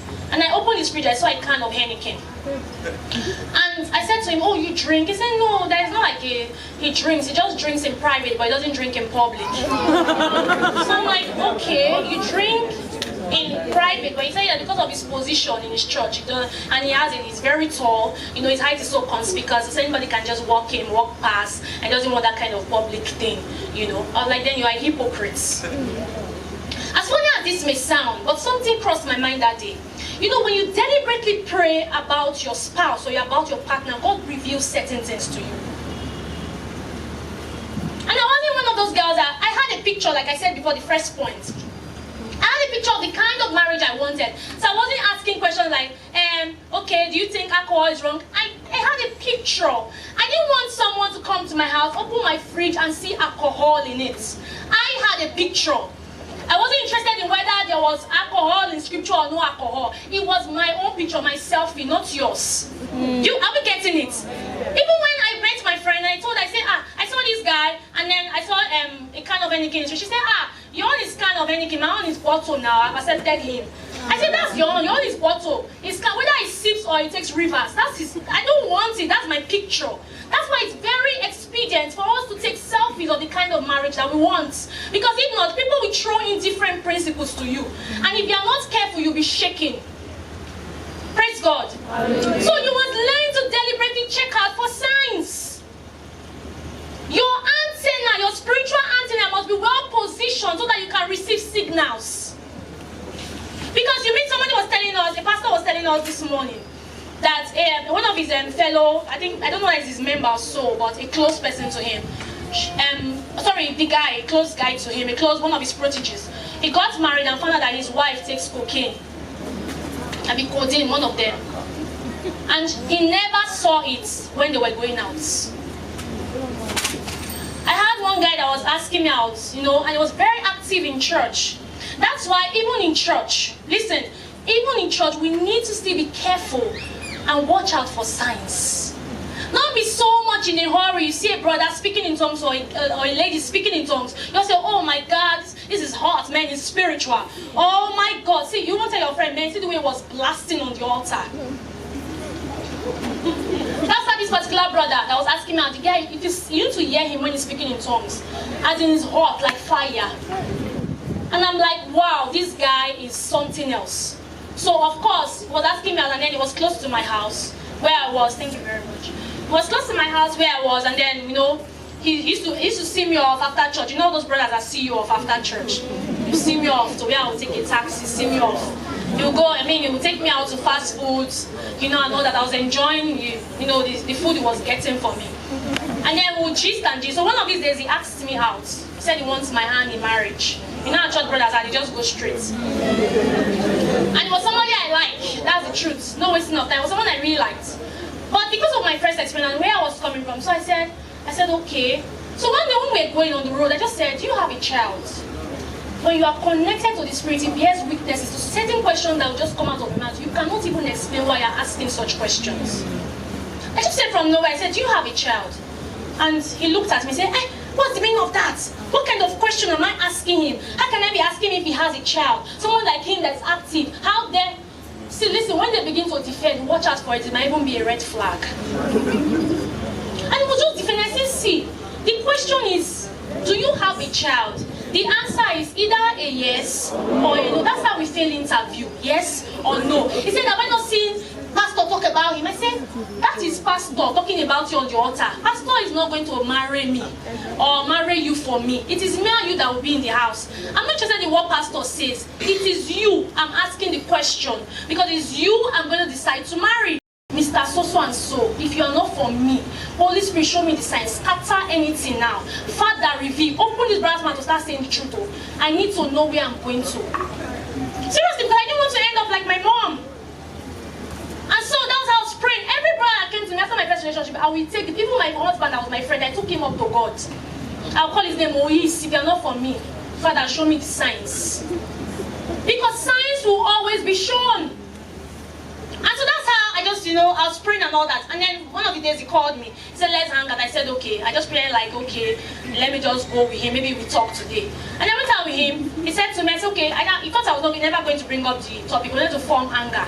So we started eating. I said to him, I said, do you have a child? You won't answer my question, okay? The other day I asked you. He said, no, I should stop asking that kind of question. I said, if you don't ask, this friendship is over. If you don't answer, it's over. And so he just walked out like he just walked out of the fact. And I said, this man, you think it's that one that he wants to get me? And I stood up now and I started going my own way. Finally, he now opened up to me later and told me he has a child. Not just that, even the job where he posed or wherever that he was working, he wasn't even working there. Signs. I can tell you that there are too many things your physical eyes will not show you. But when you are connected to God, you begin to open your eyes to see the things that your physical eyes will never see. We must be careful to see signs so that you can tell who you will check in or who you will check out. And then lastly, my time is up. When the servant got to the city, my time is up. Okay, when the servant got to the city, he was outside the city and he came with 10 camels. This is the most important. He came with 10 camels. And then at that time, it was in the evening when the women, they always come out to the well to fetch water. Now, I'm almost too sure, probable statement, that at that time, the women came out, they were on the queue, and they went to fetch water. I got to Rebecca's stone. And Rebecca began to draw water from the well. And then this stranger came and approached. Before then, the servant looked at Rebecca. The Bible says Rebecca was stunningly beautiful, as in she was hot. She was a babe. I mean, she was soft. Her skin was glowing. And the guy looked. That was the first thing he saw. Wow. But he didn't go to meet her at that point in time. Now something else. And he said he approached her and said, please. Imagine, well, in the evening at that time, they said in the evening, the women came out to draw water from the well. Have you ever drawn water from the well? How stressful it can be? All right, yin and yangs. So it came out. I remember one time when I had to draw water from the well. It felt like I was going to fall inside the well. Like in my mother-in-law's house, when my husband, if I find out that they've not had light for some days and their generator has issues, and my husband says, he'll be hearing for the first time, don't have mercy. And he says to me, let's go to Mom's house to go and see her. I've ever called one girl that is there, like, she's saying, no, how many days? Is the generator okay? So, no. I say, God, that means we'll have to draw water from the reservoir. How will I cope? But I won't tell him, I'll just be putting up all my love excuse. I'll go and pray, Lord, touch my husband's heart so that we don't go there. Because if I draw water from the well, like, I want to fall inside. I'm not fat, so like the pain is pushing me inside. Now, this was Rebecca. I mean, it got to her turn. It was her turn to draw water from the well. And yeah, a stranger appears from nowhere, from Adams. She doesn't know the stranger. He walks up to her and says, please, can I have water? And Rebecca said, oh yes. She drew water from the well, put it in a jug, and gave it to him. She held the jug and gave him to drink. Now, Rebecca was not positioned at the well looking for a spouse. The servants looked at her and she was stunningly beautiful, but he didn't get there. Now, he got to her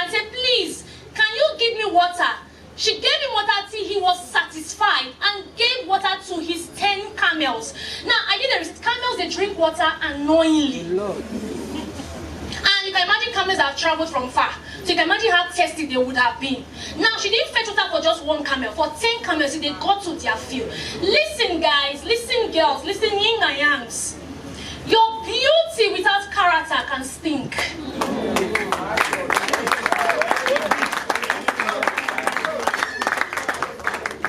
She was beautiful.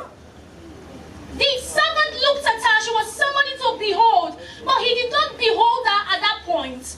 What made him behold her was character.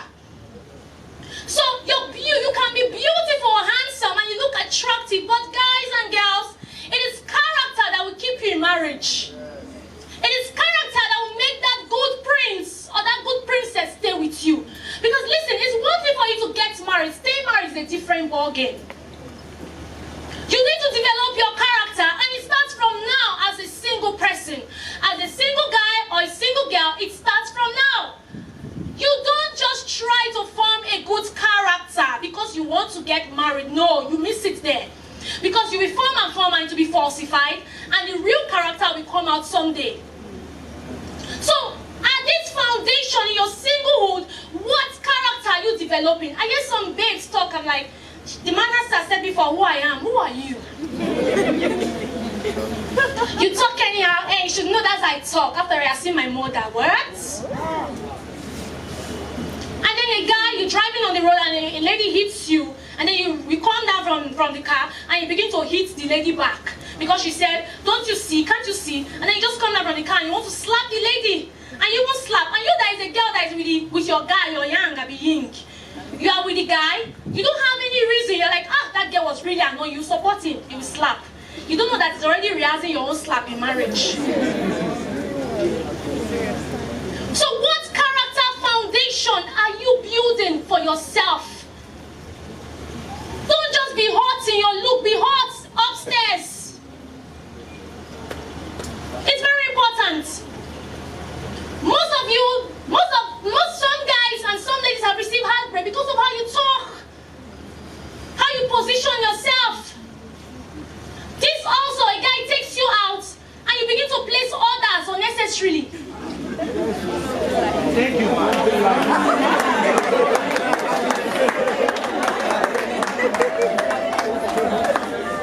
Character is very significant. I must tell you again and again. A guy approached me in my church where we used to be, and he said to me, you know what, I like this lady, she's very beautiful. But I wanted a bus with her because you don't know who is with you. I wanted a bus with her, and then a driver talked to her. I just asked her, like, no, you've not paid me. You see the insults. The girl rained on the driver. And to him, that was the end. And it did not happen the first time, it happened twice. And he came to me and said, no, this kind of one, if he marries her, he's finished. Character is key. Rebecca did not know who the person was. So you do not know if you have a good character only when you do it to people you are familiar with. You don't know if you have a good character only when you do it to people who are your authority. I'm talking about when you do it to your subordinates, when you do it to your mother's house help, when you do it to them, you now know that you have a good character. Rebecca did not know. He was a complete stranger. She wasn't trying to stay or get position somewhere because she was looking for a husband. She was just there doing her normal duty, fetching some water for her parents, fetching water for the kitchen or whatever, fetching water for her own camels, and then a stranger approached her and she gave. I can imagine, like, you know, I put myself in the shoes, me that don't even like drawing water from the well. Then a stranger just come from anywhere. And it's even in the evening where women, they rush to fetch water. Me, I don't like drawing water from them. The stranger just come and say, please, can you help me in water? Some of us will just say, you know they see you blind, or you miss roads. Can't you see? So character is very important. Don't develop your physique enough that you lose out on your character contents. Please. You go out with a guy, or you go out with a lady or whatever, and then the guy tells you to place order, and you say, oh, you know what, I really don't feel like eating, just take whatever. And you begin to order.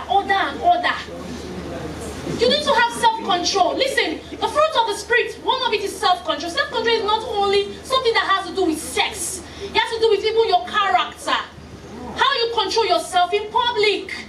Don't go for weddings, occasions, and and then they don't give you food, you begin to shout, come, you don't see me, come, waiter. And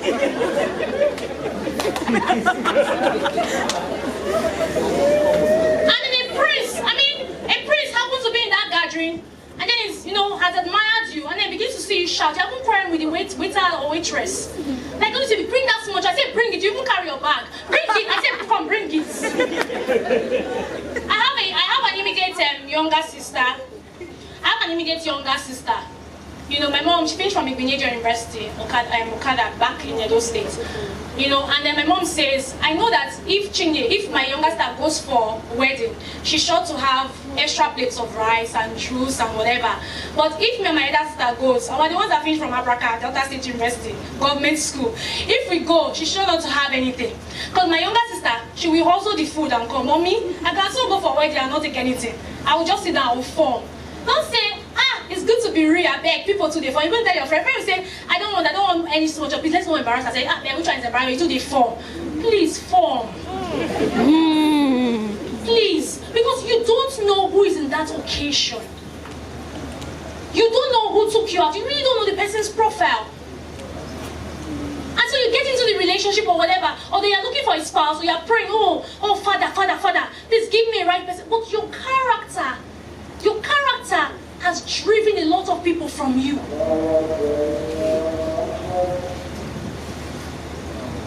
Praise God. So it's very important that we develop ourselves. 3 points I mentioned. What do you picture? That's number 1. What are the signs that you see? What are the signs that you're looking out for? Because signs will always be revealed. And lastly, what is your character? What are you doing? How are you developing yourself? For you to avoid struggles in choosing a spouse, above all things, you need spiritual sense beyond your human sense. Praise God.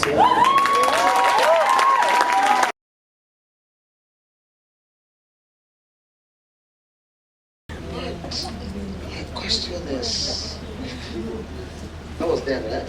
And what, before you married a broke person, what else did you see? No 30 billion in their account, and then was it fixing Brazilian hair for you? No. And what else did you see?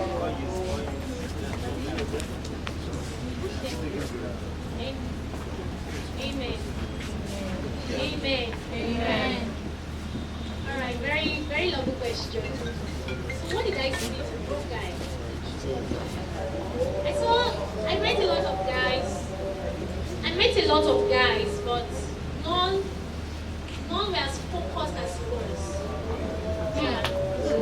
He wasn't trying to paint pictures. He told me that, when I met him, he told me that he was going into ministry. And he was so focused. He wasn't saying, he's doing this, he's doing that. He was very focused. And I saw values. Apart from just seeing a man who had a vision, he wasn't just telling me theoretical vision. I saw someone that was practicalizing what he had in his mind, his assignment. He was working with it. He was doing something, he was focused doing something. And then 2, I saw values. He did not, I saw someone that was godly and showed peace of godliness. I saw his value. I saw someone who told me that he didn't want sex and he stood for what he wanted. And it wasn't formatting. He was saying no, not at all. That's faith. I saw someone who was filled with vision as well as mind. And also hardworking. Sorry, and let me also add this. When I say my husband was broke, he wasn't broke not doing anything. He was broke doing something. Yeah, because Bible says faith without works is dead. So actually doing something. So I was fixing what he was doing, even though he was broke. Amen. Working class broke guy. That really makes it worse. I mean, you're doing something and you're broke. Okay. So you either find it a good wife and obtain favor from the Lord. I mean, that's to help you understand that what you see when you see a guy, or if you're a guy or a lady and you want to get married to somebody, don't marry a car. That somebody's using a Venza, or is using a G-Wagon, or is using Bentley. I mean, if the Bentley goes, what else did you get married to? You get it? Just don't marry a guy because he has one fantastic dog on the island or something. Can you just go for a vision, go for somebody who's got values, like she said, and go for somebody who is focused. That's a whole lot. So you can see the broke guy yesterday now. They've gone global, right? So inside the broke guy is a global guy. You get it, just. And so it's you that we even think that he was broke. He wasn't broke. Time needed to pass for what was inside to come out. He had always been global. But that's why if you look at somebody and you just conclude right now and say that this person cannot take care of you, you may just lose the person. I remember the story Ottoman Gaddafi shared many years ago when he told his girlfriend in Lasso, said that the girl said, what business would you like to do? He said, I would like to be packing shit. And the girl said, let me call. And that's how the girl left the guy and went away, because she can't. When her friends, when she gathers with her friends and they are talking about, so what does your boyfriend do? What does it do? I said, my boyfriend is in London. I said, my boyfriend is on the island. My boyfriend is in McKinsey and Company and all of that. I say, my boyfriend is into environmental some things. He helps. So and she said, no, she can't do it. And the guy got married to somebody else. He was the first guy that had a toilet, mobile toilet industry in Africa. He became vice president of World Toilet Association. You may laugh about that. What kind of title is that? As at the time Ottoman Gaddafi died, just free cash in his account. One of the accounts was 500 million. At the time, I think this World Cup that held in the US many years ago, he was the one that supplied the mobile toilet. So imagine somebody who supplied a mobile toilet there at World Cup level. That's a whole lot. So and I want us to really learn from them. And I wanted to ask them real good questions. So back to Moise. So you saw a lady who, and she said you were broke. The funny thing is that I don't know why they always look onto man and they say the guy was broke. What position was she in? Was very rich. She was actually working. She was working in Warri. I was based in Asaba. I actually was caught in my pastor's house when I asked her. I thought I was going to get married to her within a year. So I was working by faith as well too. So when she said I was broke, meant that in church after service I was among those guys that ladies would go and meet and say, church has closed now. Run home now. Go to pastor. You have to wash plates. You have to feed dog. Amen. So they just used that to laugh at me. But then I knew what I was going to. I knew my focus. Like what she said, as at that time I'd registered my company. I was just pushing things, dropping proposals, trying to just pursue my life. I think that was basically what she saw, And we're both friends in church, and I guess she had taken out time to study and observe me. She tested my character, tested a lot of things about me. And she just realized that the Bible says, if any two shall agree as touching a thing, shall be established. So there's actually no qualification for any two. The scripture doesn't say if any two rich people, if any two one rich, one poor. He said if any two shall agree as touching a thing. So if we can just come together and agree, I guess that's what she saw, and that's what I saw, that if I can hold on to another person, and we agreed together concerning certain things.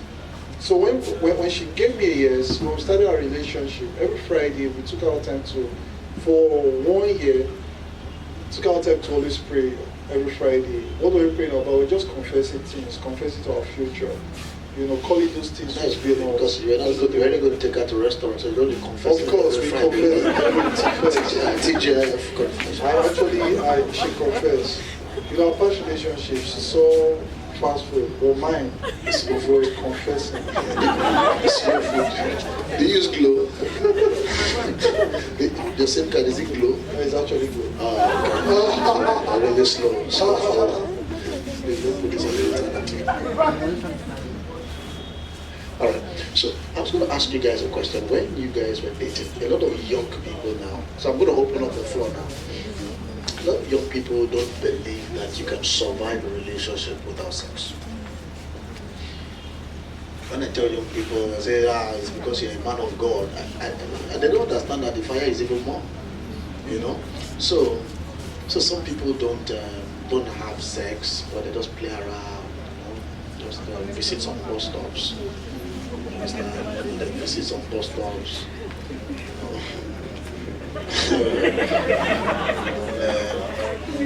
So I see a lot of young people who say, I'm a virgin, but they are actually dirty virgins. What they have done is beyond what, you know. But how do you handle that? And so those bus stops, sex, you see, sex is a destination.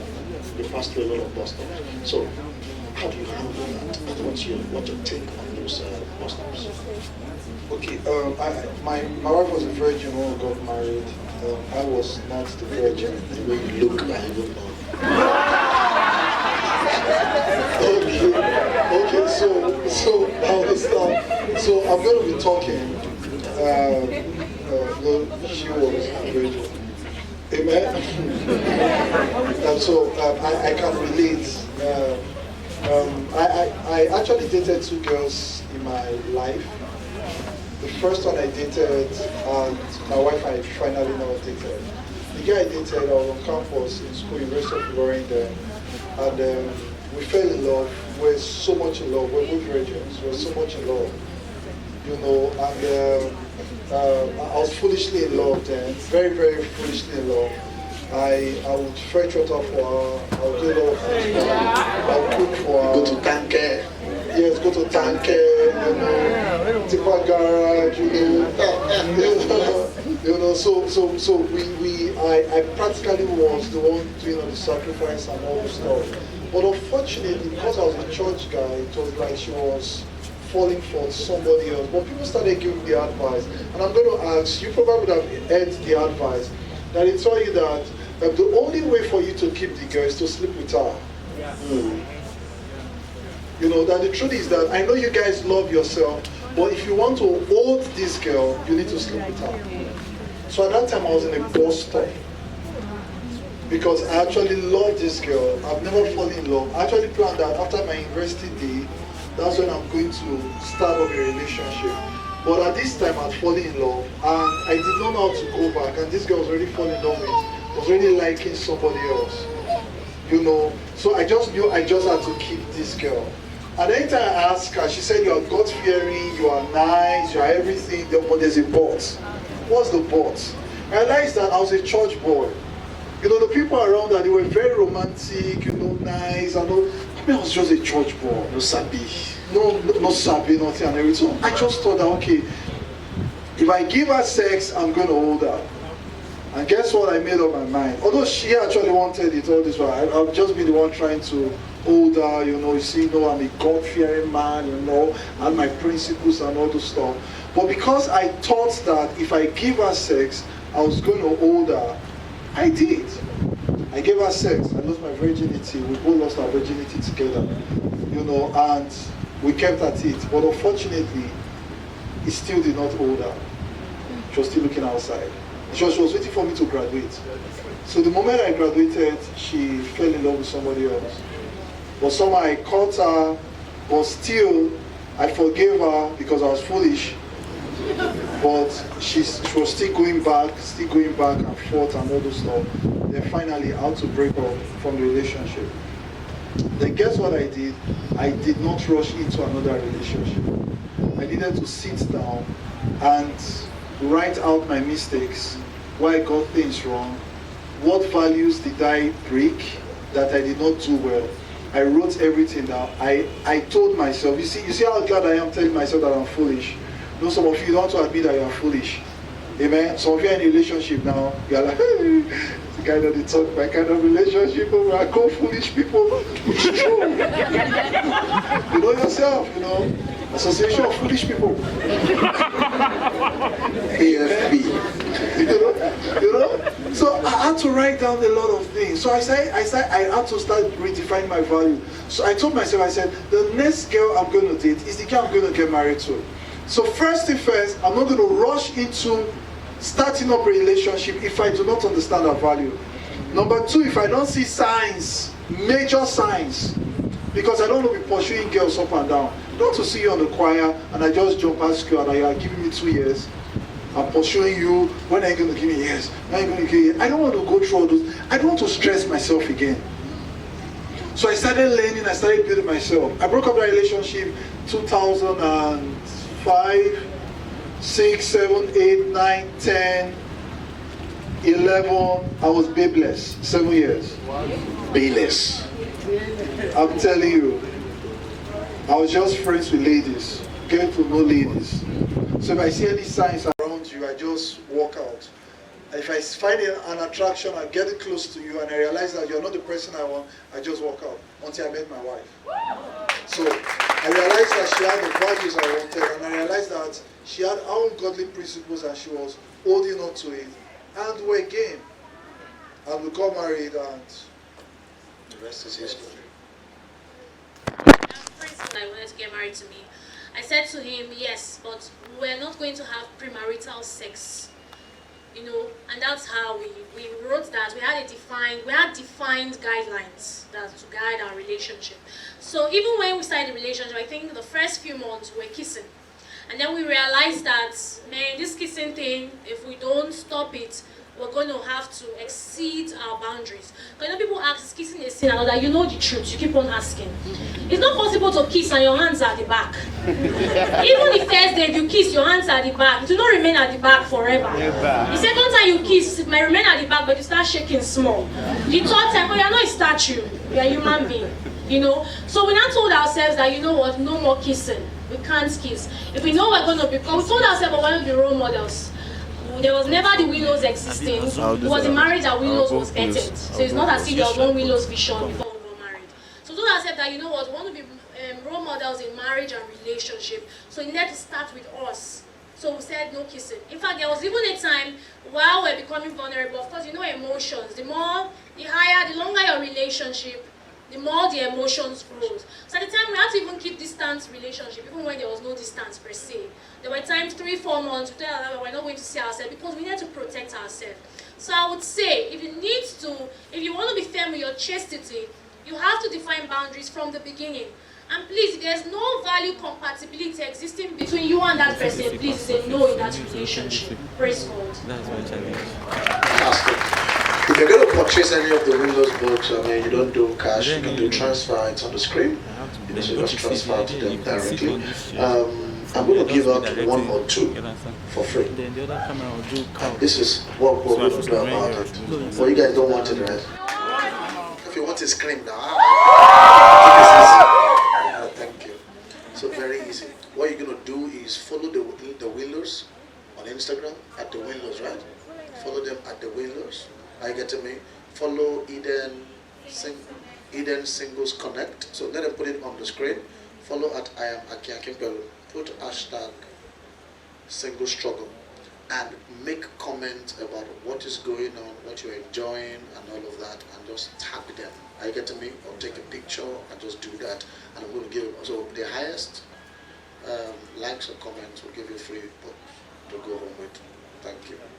Questions? Questions, Oscar? So you tell us your name and just flow with the question. Thank you. Okay. Good evening. My name is Sekian. Name is what? Sekian. Sekian.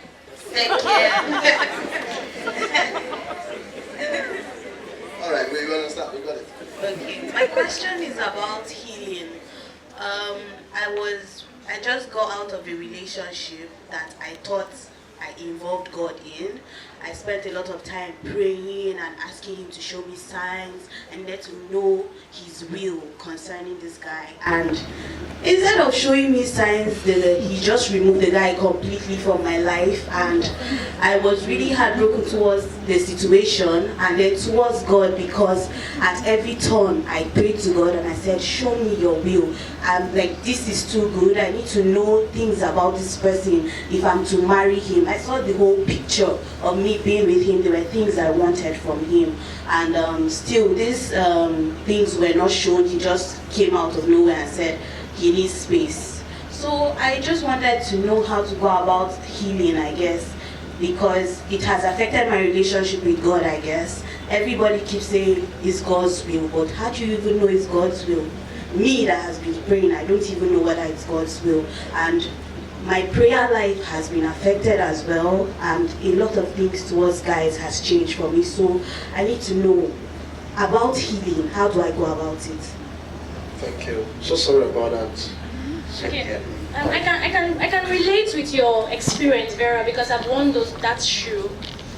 When I had my breakup experience, I felt bad. I felt angry with God because mine was very painful because I finished my NYC, so the next thing for me was marriage. You know, and this guy made me not go for my master's. My dad was asking and all that, and I told him no. This guy also made me not, I won't say he made me, I was foolish. You know, I turned down the job offer I had where I was doing my NYC because he said we're going to get married. So you can imagine how bad it was. And then when I got done with my NYC, I boarded the bus all the way to where he was to go and greet him. I bought a gift for him, I didn't buy for my parents. You know, and then after some days, he sent me a message to say, God said, I'm no longer the one. But the truth is, my darling, if you review that relationship very rather than get angry with God, you realize that there were some red flags you saw. But you were like, oh, you know what, you didn't really see that red. Even some persons have mentioned to you that this guy, the way he's going, I don't think is really going to be the one. It's not really right. There's some things he's doing is not right. But you refuse to review it, and then he had to be the one to break up with you, because that's what happened in my case. There were a lot of things I was seeing, really, to be honest with myself, that wasn't really right. The guy would say, God said, yeah, Mr. It's not to work. He would get a job and he would say, God said you should go for the work. I couldn't just get it.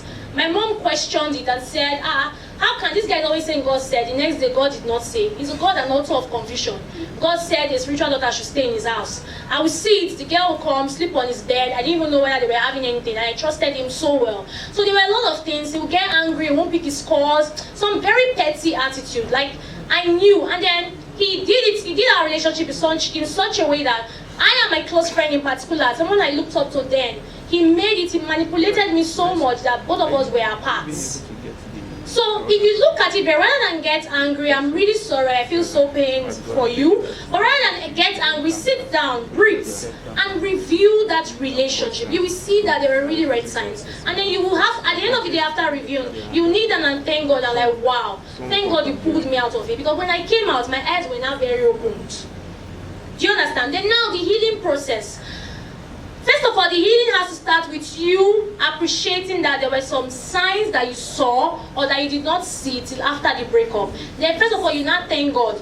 Number two, another way I had to get healed was I got to all my chat histories, my messages from him and all that. I know that if I go to see it, I'll have to get all stirred up and all that. I started deleting it. I deleted his messages. In fact, after breaking up with me, this guy will also send me text message. It was tormenting my life. You know, then after 2 weeks of breaking up with me, he even called me again and said, God said you should come and start the relationship. He now has peace. So at that time, my senses were very opened, and I said, I don't want the relationship anymore. So my healing process was, I blocked him off from my BB then, it was BlackBerry I was using. I deleted all his messages. I got very active in church, because if your mind is idle, you can actually become so broken. So I got very idle, I got very active. You know, I started listening to worship songs because I honestly couldn't pray. So I had to start listening to songs. For me, naturally, worship songs has a way of stirring me up and soothing me from on my inside. So I started listening to worship. Then I talked about it a lot. I cried when I had to cry. I didn't try to pretend, because crying is a form of healing. You know, so I cried when I had to cry. I cried to God. I asked him questions when I needed to. Some people say, don't ask. I asked, why? Please, why? He's my father. Why can't I ask him why? You know, so I asked him certain questions. So that's how it didn't happen in 2 weeks. It didn't happen in a month. I gradually started getting healed. So my healing wasn't automatic, it was gradual. But please, I beg you, if you need healing, I need your healing to start up, because your healing is not even starting now because you're angry with God. You need to first of all review the relation. There were really some things, if you are genuine with yourself, there's some things, there's some signs that we're seeing, there's some character things that guy had that you were not comfortable, but you were managing through the process. Thank God, God helped you to break up, or the guy broke up with you. Amen. Sorry, can I add to that? Scripture said something, proverb. He said, if we acknowledge God in all our ways, He's going to direct our paths. You know, I need to ask you, don't you see God directing your path? Because sometimes God does not give you what you need, the Bible says He gives you the desires of your heart. So it's not a physical thing you think you need that God gives to you. He knows your heart. He knows what you truly need. For example, it's like my daughter, Ima. We have a daughter, Ima. She's 6. She's 5. Okay. And she's always disturbing and saying, Daddy. How old is your daughter? She's 5. She's 5. We've been married for 6 years. That's 65. That's 65. Okay, 65. Okay, no, not 65. No, she's 5. Okay, so my daughter would always be crying, Daddy, I need ice cream. Daddy, I need ice cream. You buy her one. She wants more ice cream. She buy more. She wants more ice cream. Then I tell her, I'm not going to give you ice cream, and she's crying. She's always weeping. Why, Dad, why are you doing things like this? Why don't you give me what I like? I need this ice cream. But the truth is that as the father, I truly know what the desires of our hearts. What is our heart? I need to save money. I pay her school fees. I need to train her. That's the truth. Listen to me. Listen to me. If you keep giving a baby what he or she needs, you will end up not doing the requirement for their life. So most times that's how God deals with us. Okay, imagine my daughter grows up. I said, so Daddy, why did I not go to school? I said, it's not my fault too. You say it's ice cream. I was only buying you ice cream. Do you understand? So most times we surrender our life to God, and yet we want to still control God. I say, God, this is how you should do it. You just said that you were praying about the relationship, and now the guy is not there, and you feel God as that guy's ice cream. And I'm going to say that you don't need ice cream. I know what you need. So, for me, as Christians, we don't have a better yesterday. The Bible says the path of a justice as a shining light that shines brighter and brighter.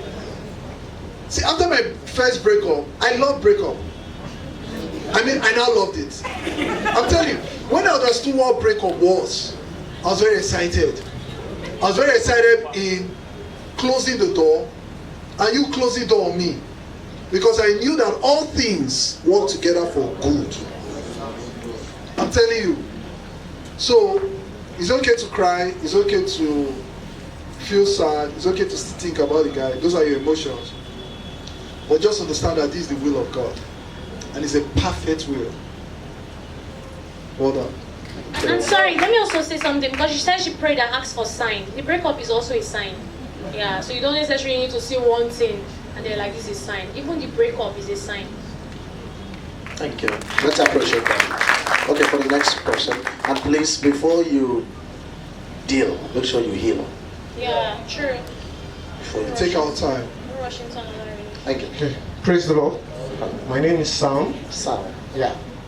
So, the question I'd like to ask is how did you guys deal with privacy? Because it's a real deal thing when it comes to privacy, and let me say personally, I wouldn't say most of the youths. I'll say personally, I like dealing with my things when I want to deal with them, and then I'm done free to talk to people.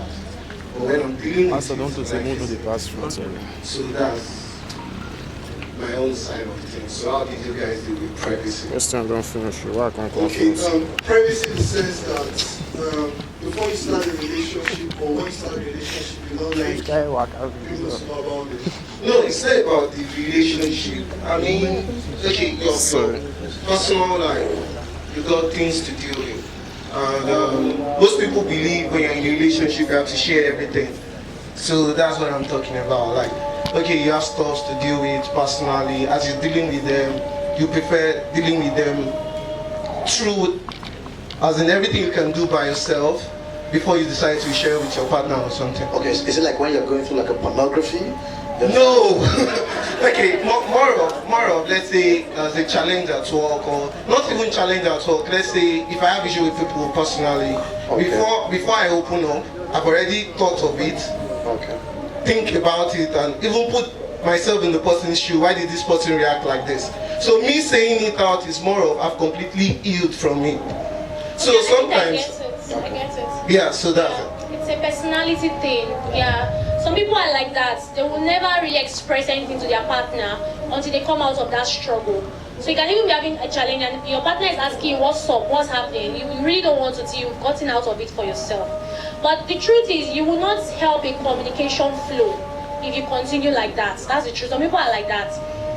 If, for example, you're getting into a relationship with someone, you're in a relationship with the person to talk, to communicate not just your strengths, but as well as your weakness, your challenges, you know. So if you don't carry the person along with certain things that you're going through, because I don't know about your personality, some people, if they have issues and they don't talk about it, you could see it in their countenance. And then your partner is like, what's wrong? What did you say your name is? Sorry. Sam, okay.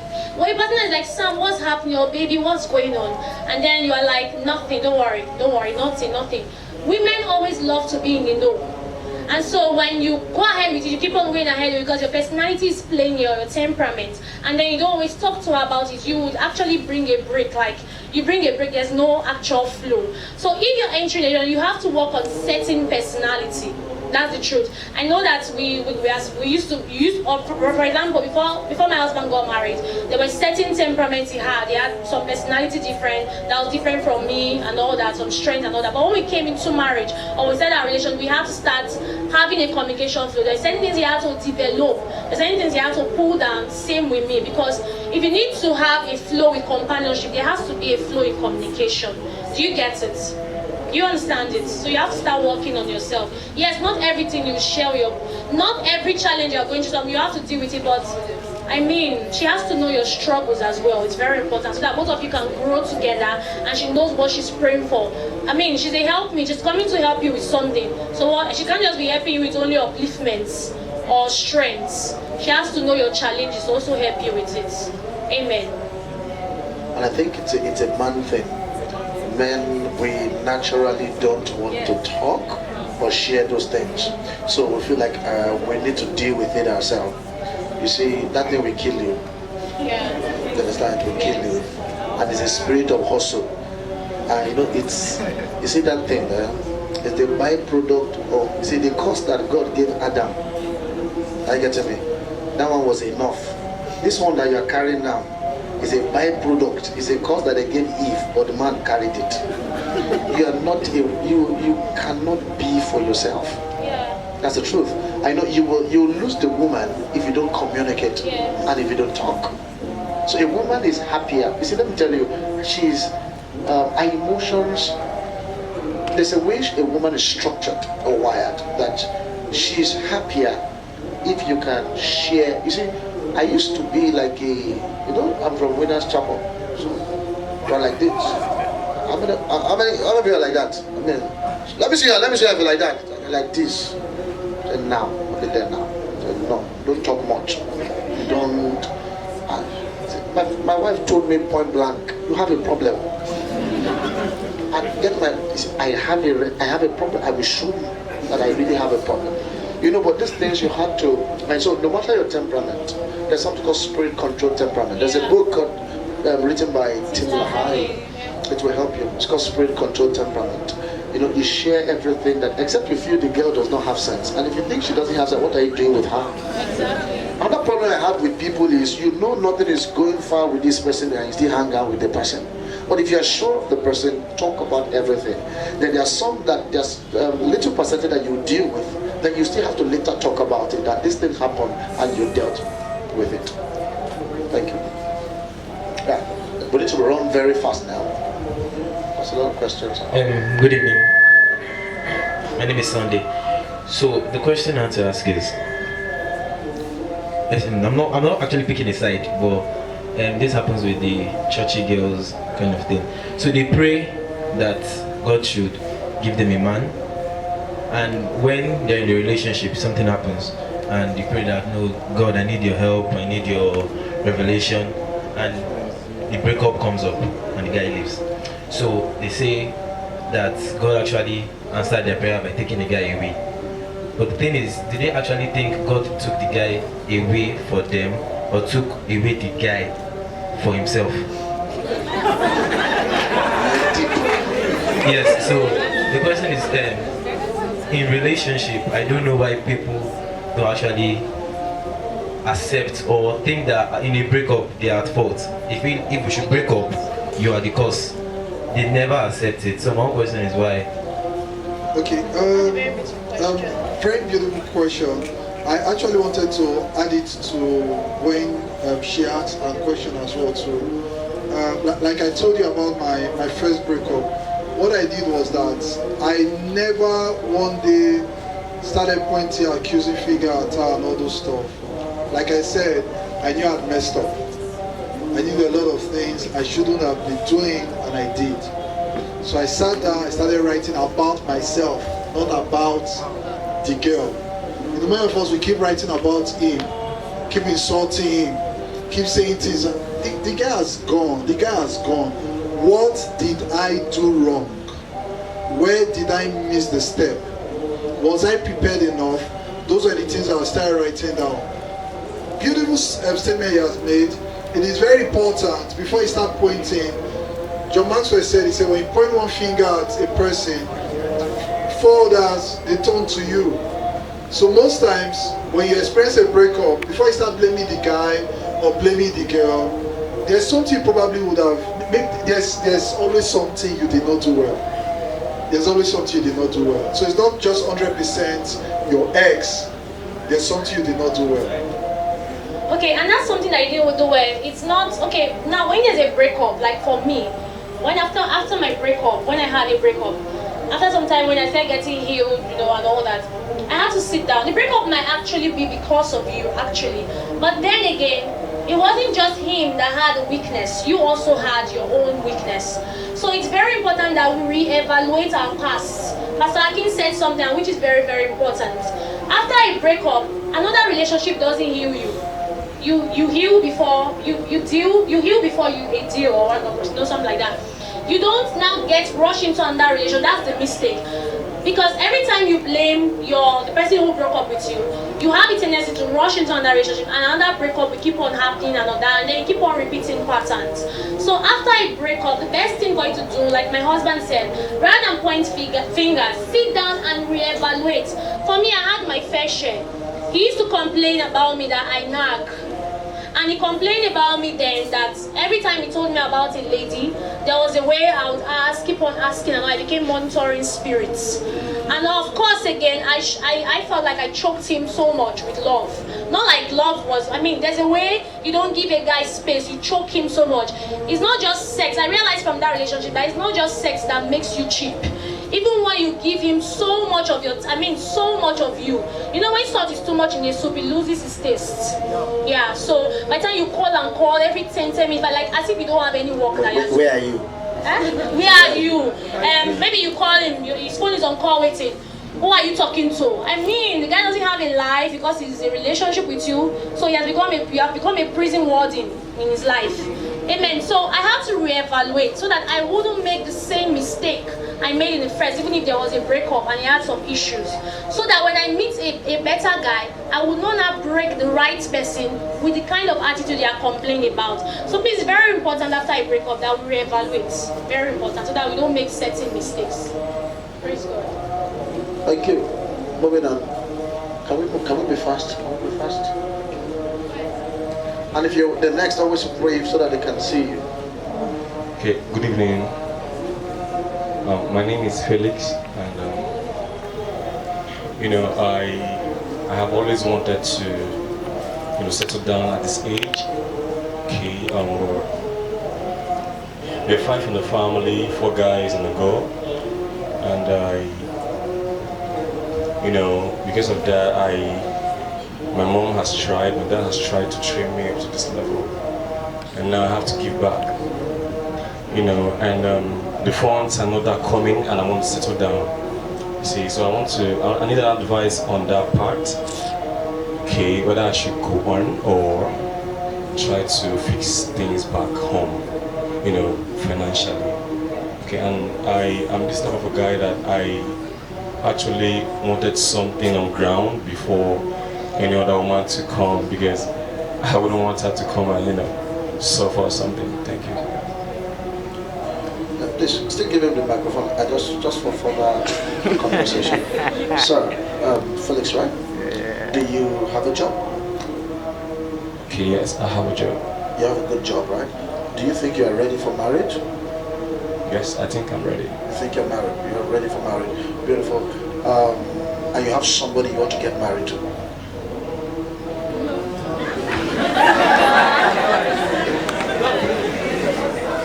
Okay, truth be told, with what I've heard, I think I still need to review my relationship. Thank you. So you answer the question. Okay. I have a guy bothering me for a serious date. I met him like years ago and I've forgotten about him. And now he called me one evening with a foreign number. He was like, he wants me to be his date that will lead to marriage right now. I'm confused. I'm sure the question is for the Winlos. I don't know what to do. Please, I want you, why are you laughing? It's a question. Please, I want you to advise on how to go about it. He's very serious about this thing. Thanks. Okay, is it the foreign number that has now led you to ask him? Because when you had a local number, you didn't give him a response. So now he calls you with a foreign number, you need to cancel. Then something is wrong. No, so I need to know, where exactly are you going to? Why do you now want him? Are you ready for marriage? That's the first thing. Why do you want him? We have to be careful about our reasons. Yeah. So why do you want him for a relationship? Is it because he now has a foreign number, he has gone abroad, he's now in the abroad? Is that why you want him? Or you really just want him? So you have to ask yourself that question. That's the truth. You have to ask yourself, then this is someone that you have not heard from in a long time. And then this guy calls you with a foreign number. So the issue you should be dealing with now is not the response to give him. Is how to now know him, to even know that he's actually right where he is. Because the guy may have had sense then with local number, but you don't know whether he's senseless now with foreign number. Yeah, so these are the things you need to ask yourself. Why do I want him? Is it because he has a foreign number now? Then how will I even know if he's actually, right, as in he's got it there upstairs for me? Do you understand? So let's not be driven with physical things like, abroad fantasy, and really find out if that's what you actually want. So the issue is not yes or no now, it's why do you want him? You have to ask yourself, answer that question. Don't be confused yet. Why do you want him? Are you ready for marriage? What questions you need to answer? When you have answered that, then you now know the next response. Just on the lighter note, check out the foreign number and be sure. Yeah. Because it can, number one, it can be Uganda. Number one, go and check. And number two, on a lighter note, the foreign number, it may not be for any country. If you are good on a laptop, there's a way you can generate a foreign number. My God. There are some hands here. I think the person are becoming more from this side. There are hands at this side of the hall. Can we do this here? Thank you.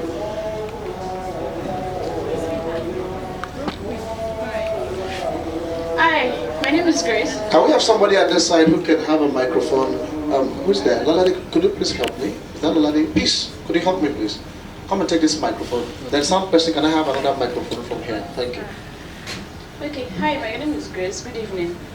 I have a question about roles in marriage. Roles as per the whole stereotype of the woman cooks and the man works. For a woman that works, why is the man not cooking? Because I feel that's just my question. Roles in relationship, both in relationship, well, especially in marriage, because you are living in the same house. Thank you. Okay.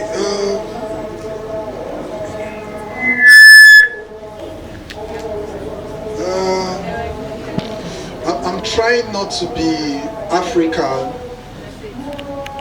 and at the same time, okay. The truth is this: every marriage is peculiar. Every marriage is. For example, I have a friend. He's a pastor. He's in the UK. Is he really a pastor? He's not necessarily a pastor, but because he doesn't have a church, basically his kind of ministry is an outreach ministry where he needs to travel outside the UK maybe like 3 times or 4 times in a year. So the rest of those other time he's at home and the wife is the one working. So what he does is that he's at home, he's the one that does babysitting and takes care of the home. He needs to cook, you know, while the woman goes to work. For me, I feel that every marriage is unique. It's very unique. If we decide now to now agree and say, okay, I don't like the way marriage is defined, why should the woman cook, why should this man do this and all those stuff, okay, let us stop it. We're going to still have chaos. But the truth is this, you enter into marriage, you both sit together, and you define the roles and the responsibilities of how the home should be run. For example, our home is different from that African kind of pattern. When I got married, my wife likes to cook. And I don't like women that like to cook. Okay, I don't think it. Okay. I don't like a woman that your role should be in the kitchen. That's the word. I don't like it. There are some men, they like it. I have a pastor, a senior pastor, he likes it when the wife is in the kitchen. Some proves to say she's better. You know, but there are some they don't mind. For me, I don't mind. If I come home now, my wife tells me there's no food, I don't mind taking biscuit and sweet. I'm okay. And she can even tell me that if you want to eat, go to the kitchen and go and cook. I'm telling you, my wife does not pound. If I want to eat pounded yam, I need to go and pound it. You understand? That's what works for us. It's not a standard. Are you listening to me? It's not a standard. So it's what works for you. You know, there's no defined standard. So you guys sit, ask yourself, okay, what works for us? You know, for example, if my wife has a very good paying job that is paying over $1 million plus, and she goes 2 weeks off and 2 weeks on, and mine is a 50K, bro, I will resign. I will stay in the house. I will husband. I'm telling you, there's no pride. This is what works. The money is important. Amen? Okay, let me just... Okay, you cannot tweet us. Let me say something. It's very expedient that before you get married, check the mindset of the man you are getting married. Very important. Yeah, you have to check the mindset. Because some men are very African. Yeah, very traditional. You know, there are some men that believe that just because they saw their mother carry water to the bathroom for their father, the wife has to continue it. You know, and they saw their father they saw their mother, you know, kneel down to serve their father food, the wife has to do so. So you, rather than concentrate on the ice cream and all the pizza that the man gives you, you have to concentrate on his level of sense, his mindset. And that happens in the kind of communication, your conversations.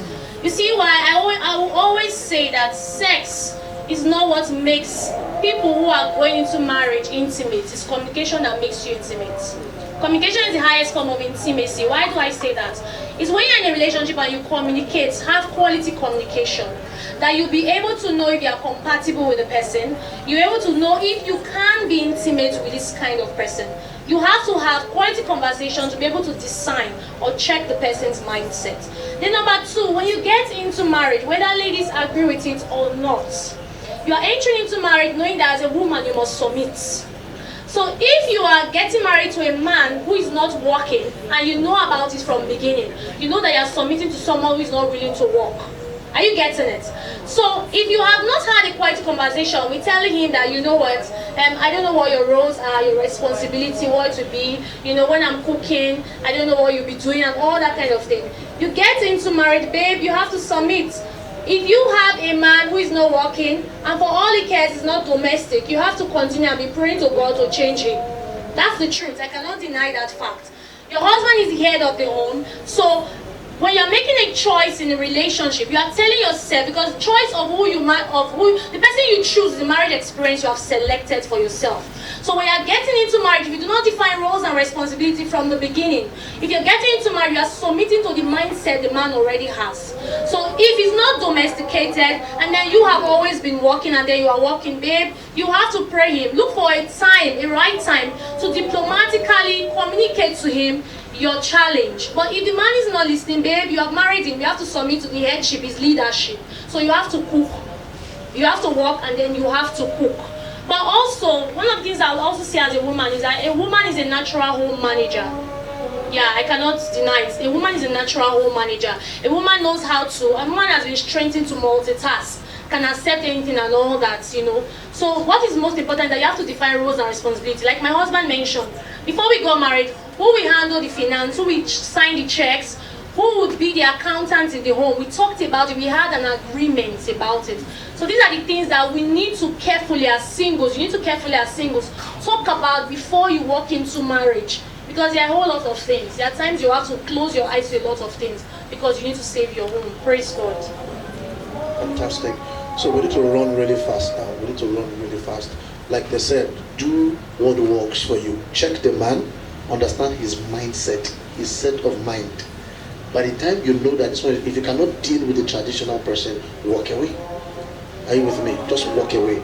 You see, number one, there's nowhere in the Bible that it is written that a man must work and a woman must cook. It's not scriptural, it's just traditional. So you choose what you want to do.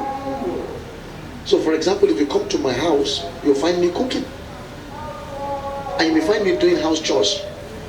And because I'm a pastor or something, you'll not say, ah, to forget black barrel. That kind of thing. That's, excuse me, it's my house. But you'll be shocked what my wife loves to do. Washing of the car, engineering things. If you catch her when I'm not at home, you say, ah, this degree of slavery is too much. You will cook, you will do this, you will do that. Do what works for you. Are you with me? Do what works for you. When we had our first child, before my wife started her company, she started doing something for herself. She had to go to work. And guess who babysits? I do it. Now it's not even on the money. You get it, just. She had to go to work. As a pastor, I have Mondays off for myself. So I did every Monday, my first daughter, I spent every Monday with her. Monday, a bit of Friday, then the whole of Saturday, then half day on Sunday, because she's doing breast pumping, she's going to office, she's coming back. But are we going to say because of a child she won't fulfill her destiny? No. So that's the idea. So do what works, but understand the person that you are with. And so you should investigate before you invest your emotion. Thank you. Next question. Good evening. My name is Tayo. My question is about compatibility, and not just in values, but intellectually and emotionally. It's possible for you and someone else to have compatible value systems, but it's also possible that you won't, like, after a certain point, they can't have a conversation again. Like, if after the video whiskey and after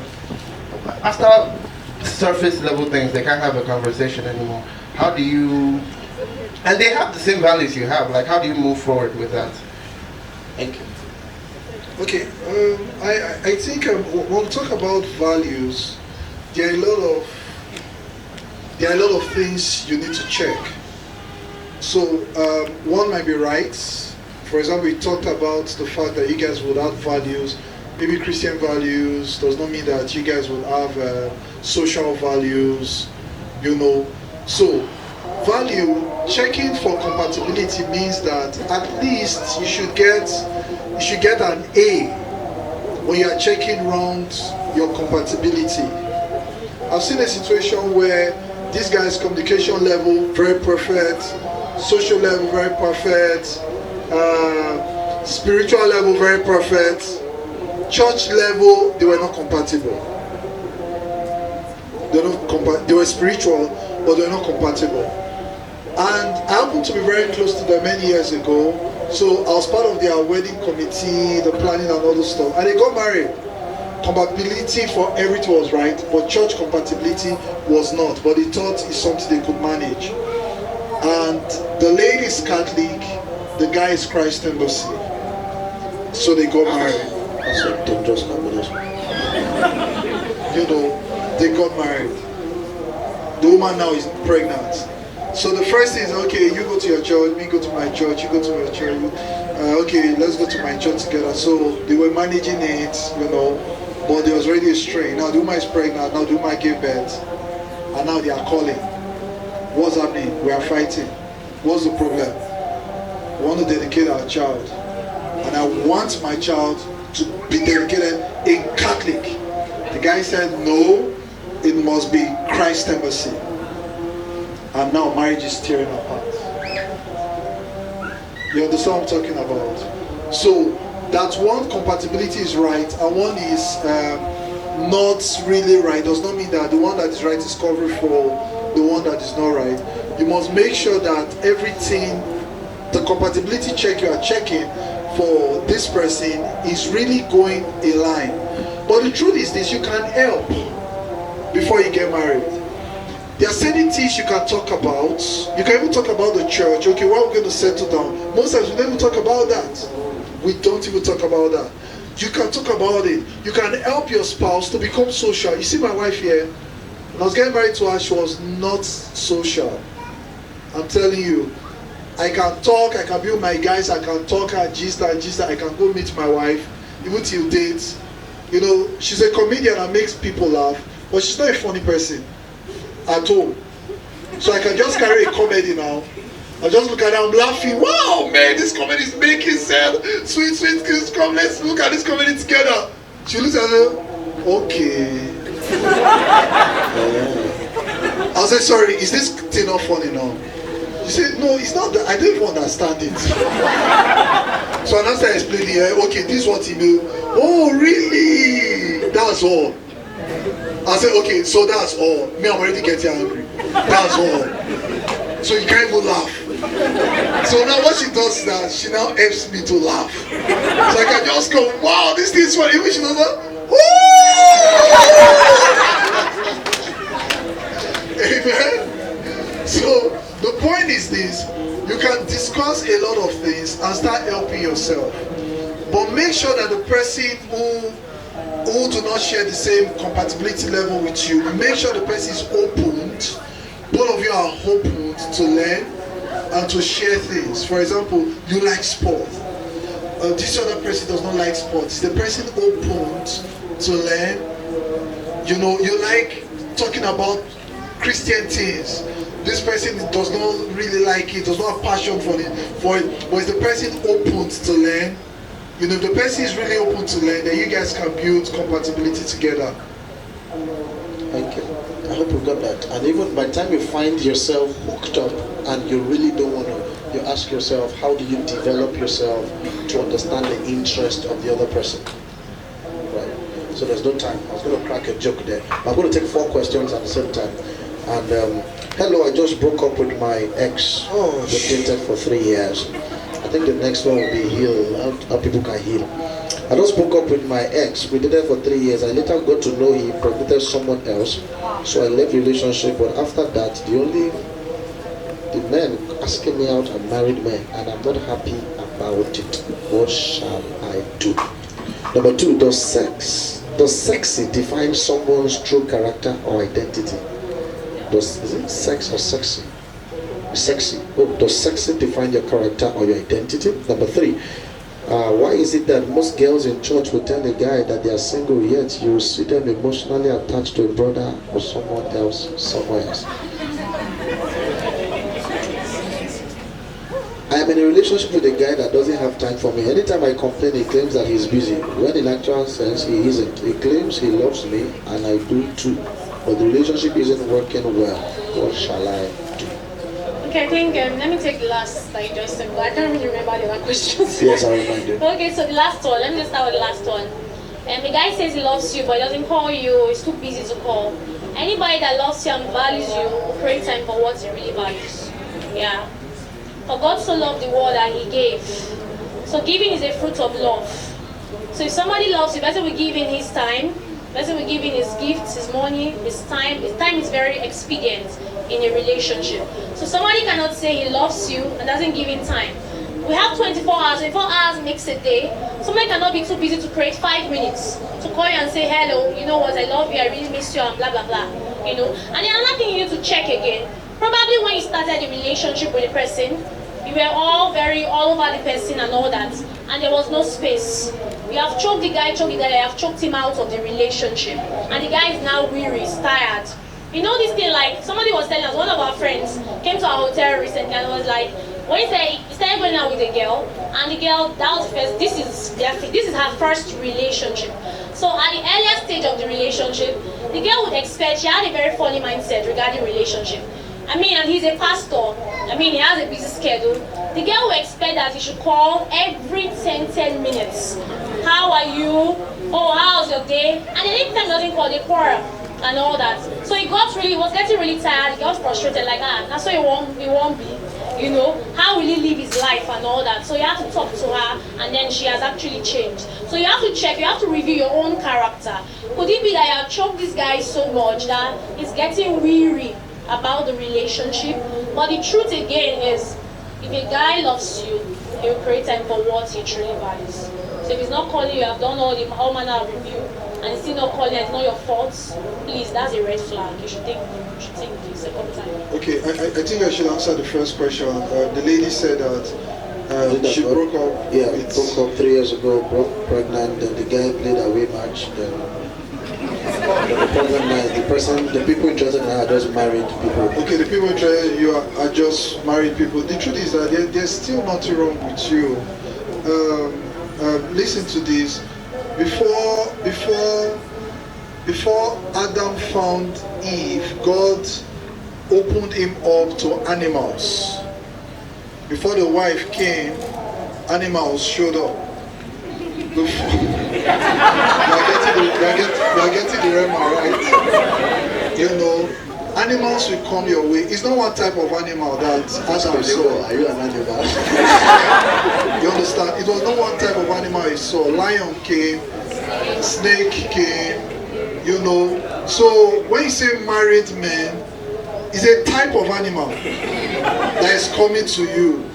So you must just understand that animals will come. It's going to be different type, but there's nothing wrong with you. It's just a phase. Your husband is going to come, and you really need to thank God for that. One day, myself and my wife went Uyo. You know, I get ladies say, guys keep asking me out, guys can, they are useless guys and everything. I said, go and thank God. When Uyo, we had to pray for a girl. Do you know what her problem was? She was over 30 plus, and no guy has ever asked her out. And no guy.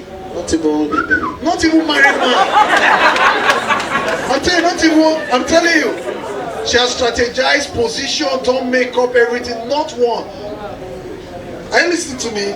So when you see your own problem, you go and thank God. As Father, I give you praise. The married men are asking me out. Single men asking me out. Everybody asking me out. I know my husband is coming soon. You may even prove that you're a wife material. That's why married men are coming. So you don't have a problem. Don't get bothered as regards that. Animals will come before your Eve. See, the truth, you can never have a real relationship with God and He'll give you a fake spouse. That's true. You cannot, it's not possible. Just trust in God, keep on trusting in Him. I mean, at the time, I just felt like I wasn't seeing a guy that really, I wasn't seeing a guy, I just saw guys who says they are Christians and I couldn't just see a reflection of it. You know, I just kept on trusting God. Married men asked me that they stopped my life. The truth is, it's not, sometimes you're not actually under a curse. If you are beautiful, you're a lady, you attract all kinds of people. But you are the one who decides who you entertain at the end of the day. True. Just have a real relationship with God. That's what's most paramount. Thank you. And say if you are going through any form of issue now in the relationship, you're broken up with somebody or somebody broke up with you. But in the first instance, I don't know why you're angry that somebody left you. Because when you come to church, what you say is, I love you more than anything. I love you more than anyone. Lord, I give my heart to you. So how did they break your heart? So the relationship with God has a problem somewhere. Number two is, anytime somebody leaves your life, particularly as a woman, what you need is rest. Are you getting activity? Is it the one? Is it not the one? This one? You need a rest. True. God, when God was going to bring out Eve out of Adam, no surgical operation happens when there's activity. You must be in a state of rest. Lie down and God will work on your life, work on your character. Then when it's ready, Eve will show up, just like he said to you. So, does sex define someone's true character or identity? And why is it that church girls tell a guy that they are single but they're emotionally attached to someone else? You can be single and be emotionally attached to someone else. Yeah. But please don't generalize it. Why is it that church girls, not all church girls are like that? It's possible to be emotionally attached and yet you are still single, so it's not an issue. Yeah, it's just because I can actually have a crush on a guy and the guy is not looking at my direction. I can actually be in a church, that happened to me. Yeah, I actually had a crush on someone and the guy wasn't looking at my direction. It was very painful. So that doesn't mean I was single. I was single. The guy was looking, I was emotionally attached. I wished I was sending a message, you wouldn't respond, you sent to another girl, and all that. So these things happen. And then another question she asked, I don't know, sexy. Sexy defines true character. I don't know what you mean by sexy. Do you mean boobs and butts? Or what do you mean by sexy? Sexy, yeah. Does it define sexy like the way you dress, your look? Okay, does it define your character or your identity? Not, your character doesn't have anything to do with your look. Character is something you reflect, something you demonstrate. So your look is not your character.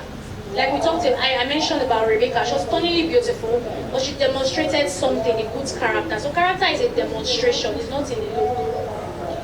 What about those who have good character and they dress like Ron's girls? Okay, someone who has good character. Yeah, but dresses like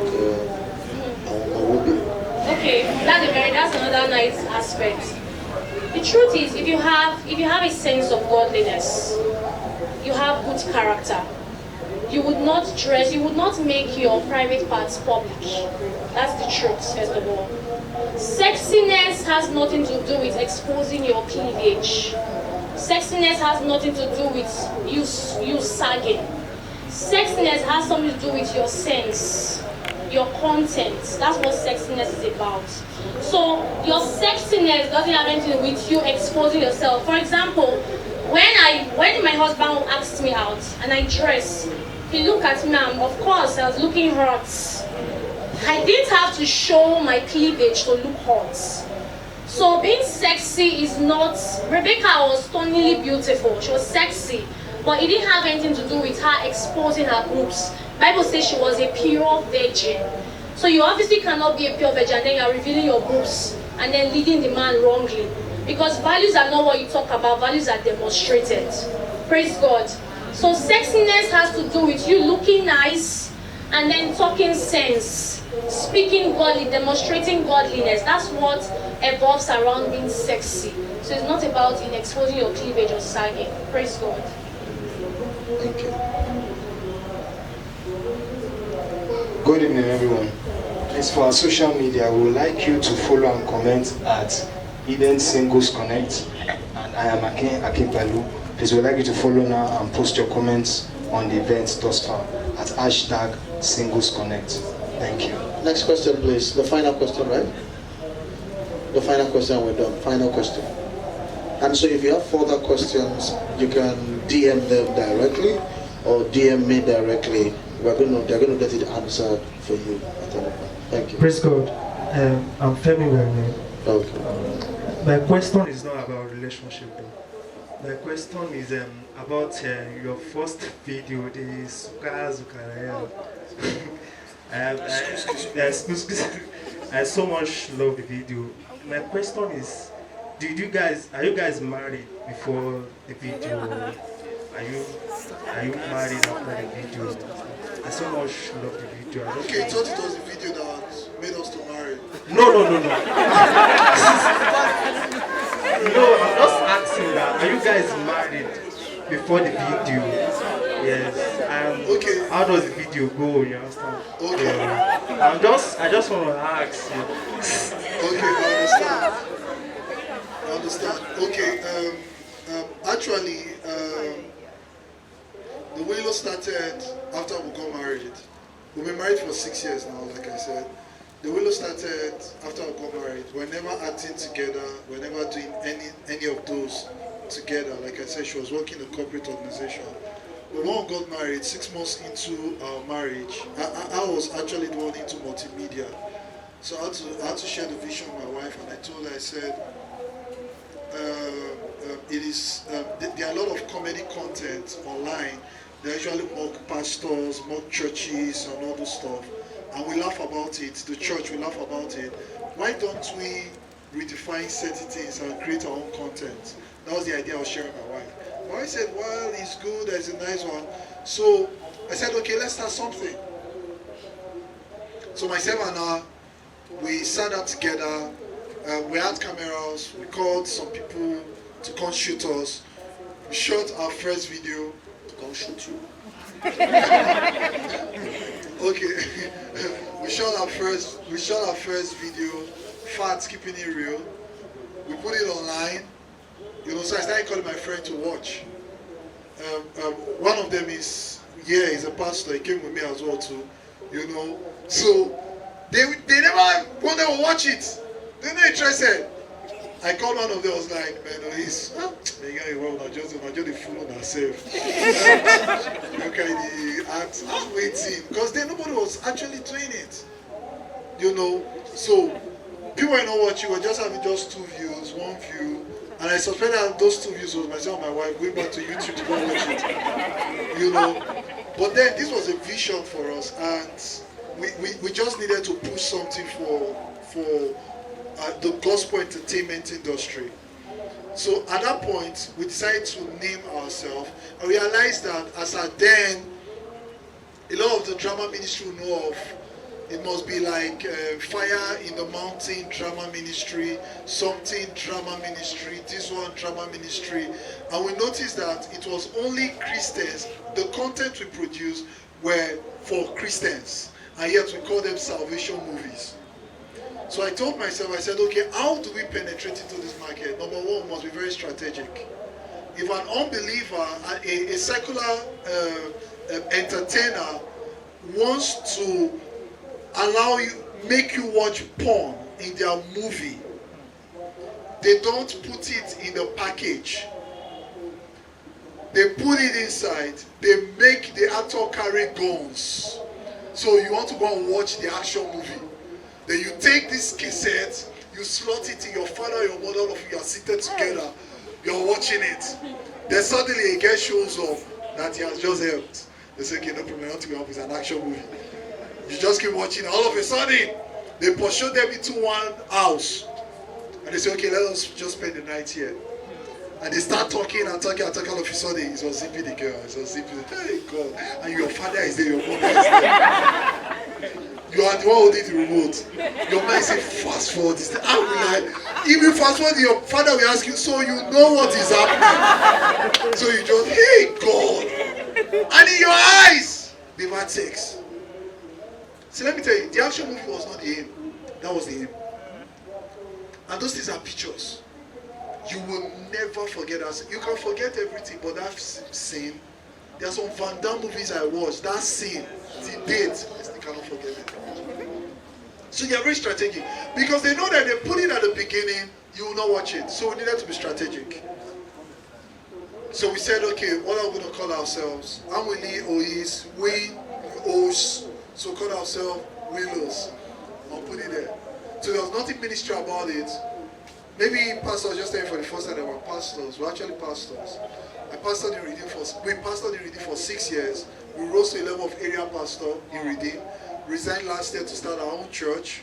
So we're serious pastors, not play pastors. Amen.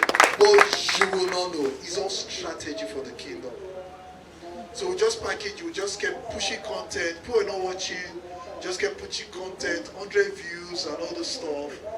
Then we shot God Told Me to Marry You. This Kuski school. That was actually the part 2. We shot the part 1. The part 1, nobody was watching it. We shot the part 2. And guess what? 2 days after, somebody called me and said, check this site, check this Facebook page. You guys have 600,000 views from South Africa. I'm like, what? And suddenly we started getting calls, and people started calling us and all this stuff. And the only angle we put was not Instagram, was not Facebook, was just our website. So there was rush on our website that our website could not handle the bandwidth. Our website crashed. So for 1 week, people were looking for who are these guys, who are these guys. Please learn from that strategy. Any video you put out, put everything you need to write on that video. We've entered business now, not a relationship. Put anything, because you don't know what will go viral. God Told Me to Marry You was not our first video. We had shot like 15 videos that were 100 views, 200 views. But when God Told Me to Marry You went viral, I mean it went viral.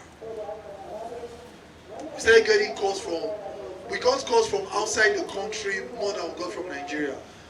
Companies are ready to manage us, TV stations are ready to manage us, and all this stuff. But because we knew why we're in the industry, it's okay to do, if you want to do secular, you want to do secular, no problem. But for us, we knew why we're in the industry.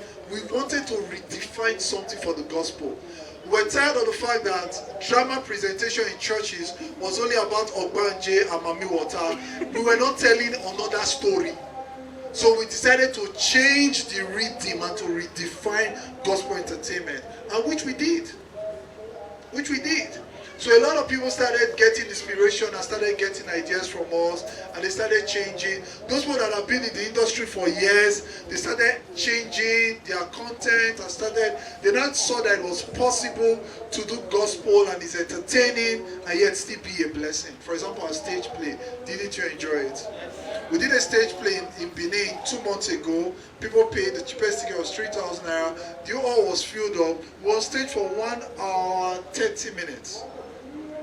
1 hour 30 minutes. Full stage play is on our website. Sorry, it's on our YouTube channel. The General Overseer. Full stage play. We had a full team act. So the idea, and a lot of people started writing back to us and like, oh, you guys are the Talapere of Africa. You guys are the Talapere of Nigeria and all stuff. We needed to redefine something. So that's how we started. So everything was a marriage.